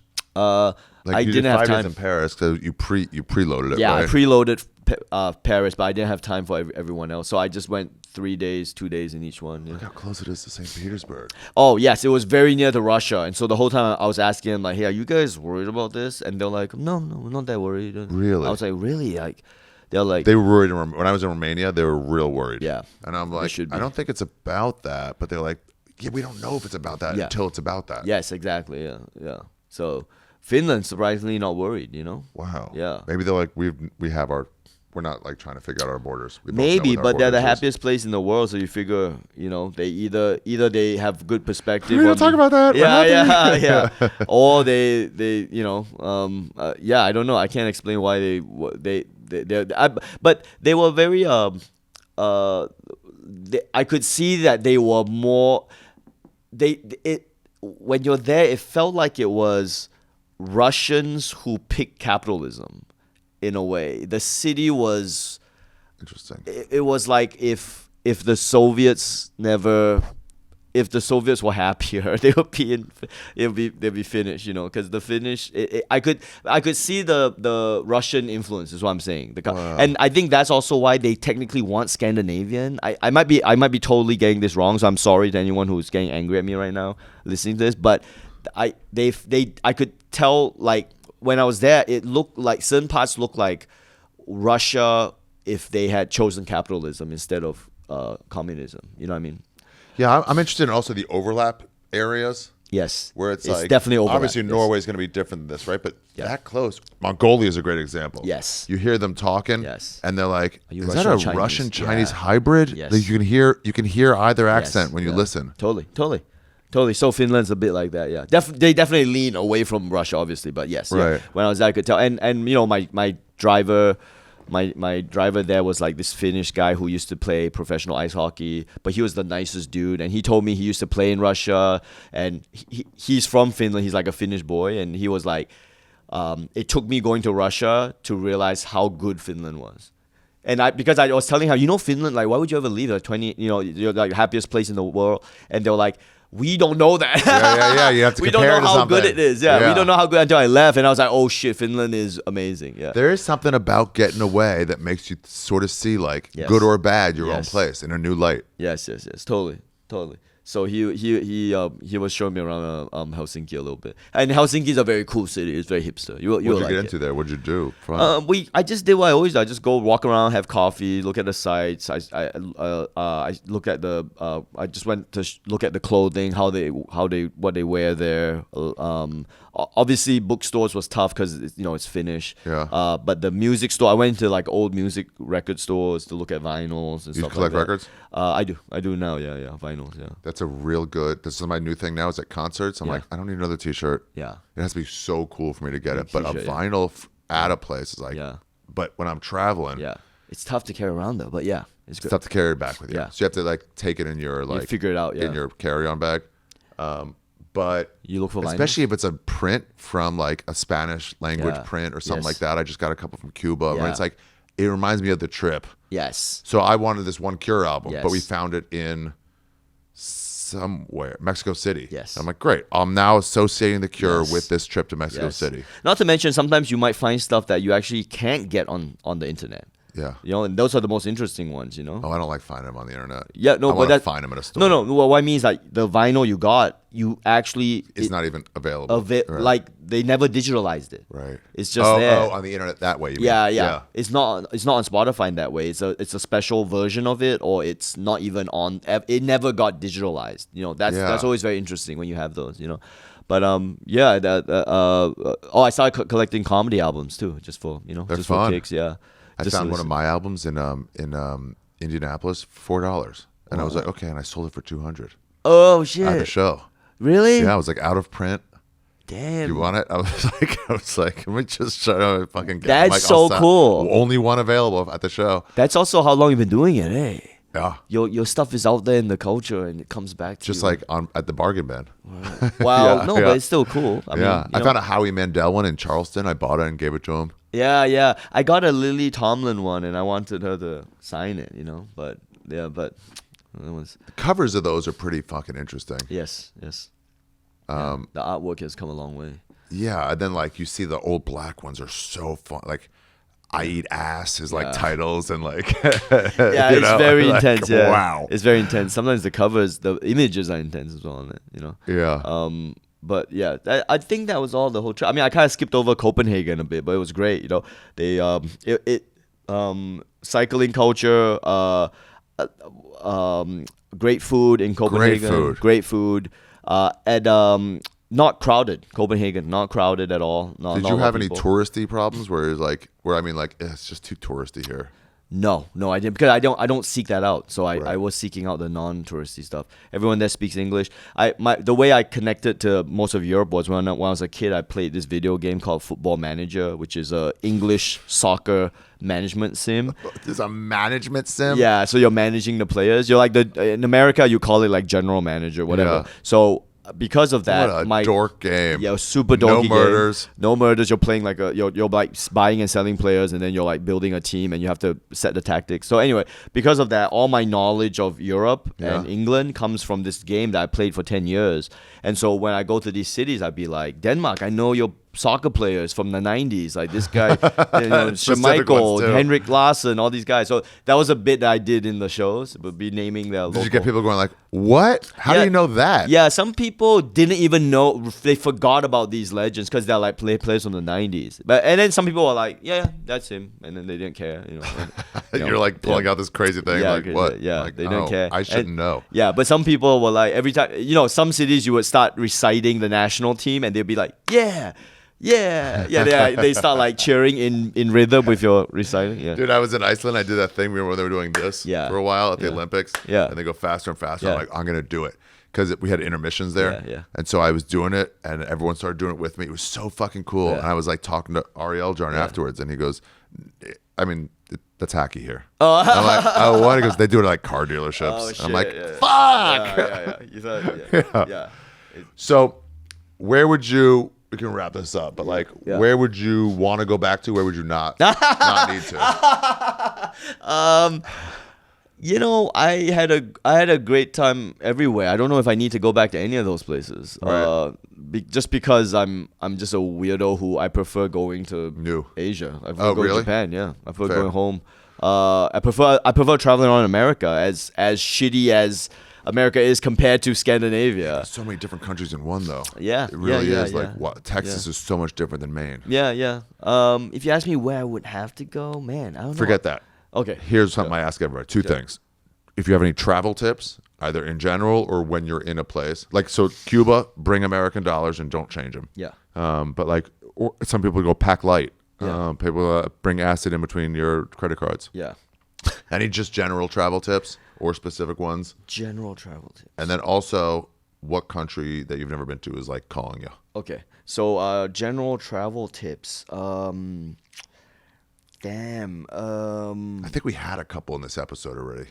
Did I? Yeah, where it was just like, I always try to do this. Yeah, that's your tip, which is a great tip, which is what I was doing. I didn't even realize it was a way to spark creativity. But like, just find something that seems very ubiquitous to do, even just getting coffee, and then just go find like a local coffee shop, and that will spark so much shit in your, I use Google Maps a lot to see stuff. I like looking at Atlas Obscura sometimes, and they'll tell me something interesting that's happening in that place, So a lot of my psychogeography comes from Atlas Obscura. What the fuck is this? What is it? It's like this guide. It's a global guide to like very obscure little things, like maybe there'll be a gargoyle in an alleyway that Hemingway put up, or it'll be stuff like that, like little things. Really? This like Ancient melancholy, man. Yeah, you can. It'll be something like kind of quirky and off the beaten trail that you can go and see. A witchboard museum in Baltimore. Stuff like that, all like witch boards. Yeah, stuff like that. Sometimes it'll be a shop. Sometimes it'll just be like a rock. Someone will be like, "Hey, this rock was put here by this king." And whoa, really? Yeah, and so it's just a way to like have I love this word, psychogeography, off the beaten trail a little bit. So it'll be a little thing. So Atlas Obscura is a great way to have that. That like you don't want to see something touristy, but you want to see something interesting or historical or weird. And you learn a little bit about the city. There's a couple museums like that where like it's not on the list, but I guess this is the Museum of Torture in Amsterdam. So fucking cool. I know, I saw that. I didn't go in there, but I saw that. Yeah. And then in Mexico City, this might be traveling, but it was a Museum of Broken Relationships. What was that? It was like $2 to get in. It wasn't anything crazy. It was like a remnant of either a past love or a dead relative or something like that. One of them was like a vial of tears. I carried these around. I meant to throw them in your face, but I never saw you, so I just figured I'd donate to this museum. Wow. One was like a woman who found out a man had another family, and he was like, "You gave me this ring and said like you're mine forever, and I didn't realize you had just come from your other family and you were heading back to them." And like this whole long thing, cancer for dad, cancer for child, a toy. It's like it'd make you cry and then laugh. Oh shit. Yeah, like a stuffed animal from a child that died at like 10. Yeah. And then it's like, I see this and I couldn't. It's kind of, you're kind of seeing people's secrets. Yeah, it was just so cool, but not a tourist stop. Yeah. Stuff like that. Yeah, that's very cool. Oh, yeah. Atlas Obscura, I got to use this more. Yeah, it's kind of cool. Obviously, it's all over the world. Like places you wouldn't think would have it. And so you look it up by place. Yeah, so you can search by you can search by location. So if you you can type like your city. You know what I mean? Like whatever it is. Athens, Greece, yeah, they'll show. But when you use it on your phone, it'll show you what's near you. You know what I mean? Oh, really? Yeah, it's like Google Maps. Like it'll show you what's near you. So you can literally just open it up on your phone and wow. They'll show you what's nearby. So you don't have to plan it. You know what I mean? You can just be in a place, look at a map. Oh, this is nearby. Walk there. You don't have to that gets you moving. Yes, it's close enough. It's exactly. like, hey, it's about 15 minutes from here. It's like, all right, let's walk. It's a nice day. Exactly. Yeah. So that's probably my travel tip. And also, like I said, not so much a tip, but just a heads up that Europe is becoming a lot easier to navigate. I think I have nothing to compare it to, but what we were saying earlier, now it's Apple Pay and Uber phone and e-scooters, and it's the same app everywhere in the world. So you're just right. Uber, it's already there. Yeah. There might not be Uber in Finland, I think, or Copenhagen, but everywhere else. Word of warning for Uber: if you're in Dominican Republic, you get one, and then they call you back like, "You here? You're on the corner." He goes, "Hey, that's not the price. Let's pay off the books." Because they take too much and it's going to be a little more. Oh, shit. And you're like, no. And then you're like, okay, cancel them and get another one. And it's them again. They just keep saying, it's like, hey, buddy, I can do this all day. Do you want it this day? Yeah. Fuck, that's awful. Yeah. Just like, culturally. And then in Ecuador, Airbnb, they're like, hey, I want another day. Like, shh, let's talk. Let's not do it on the site. Yeah. Very crooked. Fun. Okay, well, that is actually better than the Uber thing. Yeah, the Uber thing better because then like let's not pay Airbnb. Yeah, the extras. Handle it. And where's calling you? Where have you not been? So I haven't been to Korea or Taiwan, and I'm going there this December. Both? Yeah, I'm going Japan, Korea, Taiwan. I go to Japan like almost every year, so. And never Taiwan. Never been to Taiwan. Never been to Korea. Yeah, so I'm going to go there. Can you come back if this wasn't too painful? Think it over. Don't tell me now. But no, come for back you, after that, and then Ari, tell me for about you, anything. I got to tell you, everyone asks me to do podcasts is a straight no. Anything Ari asked me to do, I'm always in. Really? Yeah, because why? I don't know. You were just always, you're always super cool to me, and I always loved you as a comic before I met you, and I just really appreciate, when I first came to America, you were always very like encouraging and supportive and like just open, for this new guy in town, and I really appreciate it, and and I love it. New here. Yeah, and I love and respect everything you do, and you've always been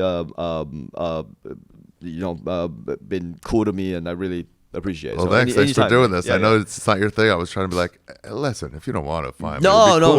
You're one of the people who have been places. Sure. In comedy. Yeah. And you know what? I never got a chance to debrief Europe with anybody, so this is good. It's fun, kind of, right? It is fun, yeah. You just kind of like relive the times. Yeah, it is fun. Yeah. Sorry, it wasn't not. I unfortunately I'm not. I don't have any crazy drug stories or. I'm a very boring dude, but I got to see a few places. It was nice. I gotta write a one sheet for agents to give to people. Yeah. I gotta like just not translate. I just gotta be like, here's the PDF, send it to them. Yeah. Something small. Yeah, Taiwan would be cool, and to see how like. Where are you trying to go? Morocco calls me a lot. Great. Where are we? Where is it? Yeah. I was in France and I saw like all these ads for like $80 direct to like 4 different cities in Morocco, and I'm like, I had to get back here, but I'm like, fuck. Yeah, Morocco seems cool. Tajikistan. Okay. Less now, actually. When I was in Myanmar, it got in my head, but less now. You want to go like Costa Rica? Been great. Great. Beautiful. How's Jamaica? Never been. Okay. Jamaica's on my list. Punky's been there, and Luis Gomez has been there a bunch, but Luis does like villas. Okay. Doesn't get out. Yeah, Jamaica is. Jamaica might be my next thing. Really? After Asia, yeah. I want jerk chicken has got to be so. Yeah, because I got friends there now. I'm trying to write a script. Friends in there? Yeah, I got friends in Jamaica now, and I got I'm trying to write a script about it. So yeah, I think I need to go and research it.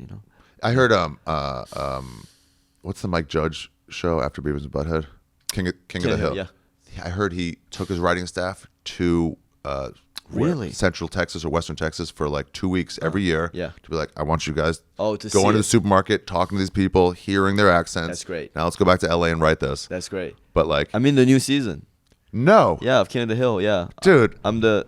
Oh, thanks. Yeah. There's like Hawaii 5-0, suck a dick. Who cares? Like, congrats for the money, but who cares? But this is like, wow. Oh, okay. Oh, thank you. Yeah, King of the Hill is great. Yeah. Yeah. What a cool thing to be part of. I'm the new voice of Khan. Yeah. What happened to old Khan? He was he voiced not his opinion Asian. on Twitter. He wasn't an Asian guy. Oh, he wasn't Asian at all. Yeah, yeah. Oh, yeah. So, dude, that's so cool. It's cool. Yeah, it's cool. You know, it's one of the shows I watched as a kid. So yeah. I didn't know it was still on. It hasn't been on, so there's a new season. Like that. Like it's pretty funny. I don't want to spoil it, but it's a continuation. It's not a reboot. It's a continuation. Yeah. Cool. Yeah. And Mike Judge is doing it? Yes. Oh, hell yes. Yeah. It's a brand new season. Continuation. There's certain things in this business where it's like it's cooler than it's like value. Sure. Yes. And it's one of like I said, I used to watch it when I was a kid. So it's one of those cartoons that got me into like, cartoons don't have to be like dumb. You know what I mean? They can be, like, it was an adult funny and cartoon. smart. It was on at night. Yeah. But also, like, the cool thing about Jamaica, now you have friends there, is like, I call it boots on the ground. So, like, when I was in Hong Kong and Shanghai and Beijing, it was like, there's local comics here. They'll tell me, like, not the sites to go to, but like, there's a cool club on Tuesdays. It's cool. And it's like, you have people who've actually, like, they'll have that in Jamaica. Yeah. Like, take me to let's have some fun. Yeah. Let's take me to the real spots. Oh, yeah. Definitely go. Yeah. For sure. Buddy, I'll put in all your plugs when I put this out. Thank you. But, maybe call it that Todd Berry thing so he doesn't get mad. I think you came around pretty hard on him. I did, but I didn't. Anyway, I don't want him because I don't know why I said that. I think it's because I know he doesn't like long flights. But he freaking went there, so I shouldn't be talking shit about him. I mean, I could cut it, but also like you should have said all you said was he doesn't go anywhere like a Todd Berry. Actually, that's wrong. Todd Berry went to Thailand. Okay, like you okay. immediately just gave it up for him. Yeah, But sure. whatever. Sure. All right, brother. Okay, you're the best, man. Yeah, Thanks so much. Thank you. Well, that was the episode, everybody. My time in LA has come to a close. Thank you very much, Ronny Chieng, for sharing your first time in Europe. That surprised me because he's a great traveler. So that was surprising that he hadn't been there yet, but he's been a lot through Asia. How come? How come I've been to Israel and he's been to Asia? That's a ponder one. Don't forget to watch the special. Love to Hate It on Netflix right now. The place where my Netflix special will be January 14th, but his is there right now, 1 month ahead of me. Setting the table, bringing up the pillows to the table, so to speak. Cutting his inside out and dishonor the table. It's too far. Plus, he's not Japanese, so it doesn't really work. So also check him out on Interior Chinatown. Guys, today's episode was produced by Your Mom's House Network, edited by Alan Caffey. Alan, I'm sorry this took so long to get you this footage, but I was working on deadlines for my special, and now that is done, and it should be, right now, you should be able to put it on Netflix and say, set a reminder. So can you guys go do that? In addition to subscribing and getting me to 100,000 subscribers on YouTube, youtube.com/@YouBeTrippinPod. Get me to 100,000. I'm so close. 99,379. Inside the first year. We started in like March. It's pretty great. I just want to get to 100,000. Next week, there's no podcast. So what I'm going to do is I'm going to do a year in review. I'm either going to, and there's an off chance it won't happen, but I'm either going to, and if it doesn't, week 1 will be me and Paul Morrissey in the trip. Look forward to this. January 6th. The trip that started me traveling. Me and Paul Morrissey going to Switzerland for some festival, making this deal that we got to keep traveling, and everything about this podcast, You Be Trippin, stems from the January 6th episode of this show. So that's an interesting one, for sure, for me. It's a trip I was on too. Come see me on tour. I'm in the following cities. All tickets are available at arishaffir.com. Pittsburgh, Providence, Salt Lake City, Brea, Nashville, San Antonio, Tampa, Denver, Schaumburg, Atlanta, Portland, San Jose, Orlando, Fort Lauderdale, Seattle, Vancouver, Calgary, Edmonton. These are sold out. Providence is already all sold out. San Antonio is now with Ari Mati. Anyway, Schaumburg, Atlanta, Portland, all with Adrian. Pittsburgh with Adrian. Brea with Adrian now at the very end of January. Guys, that's it. As always, thank you for your support, guys. As we come to a close in the new year, if I don't do a year in review, which will just be a solo pod next week, I just want to wrap this up and say what a great year. It's so fun. I was worried going into this podcast. I was like, is this going to not only take off, but am I going to continue to have fun with it? And I really have. Ronny Chieng doesn't do podcasts. He was willing to do it because he likes the idea and he likes me. I think he missed out. I think he feels bad that he missed out on the planning of 9/11 with me.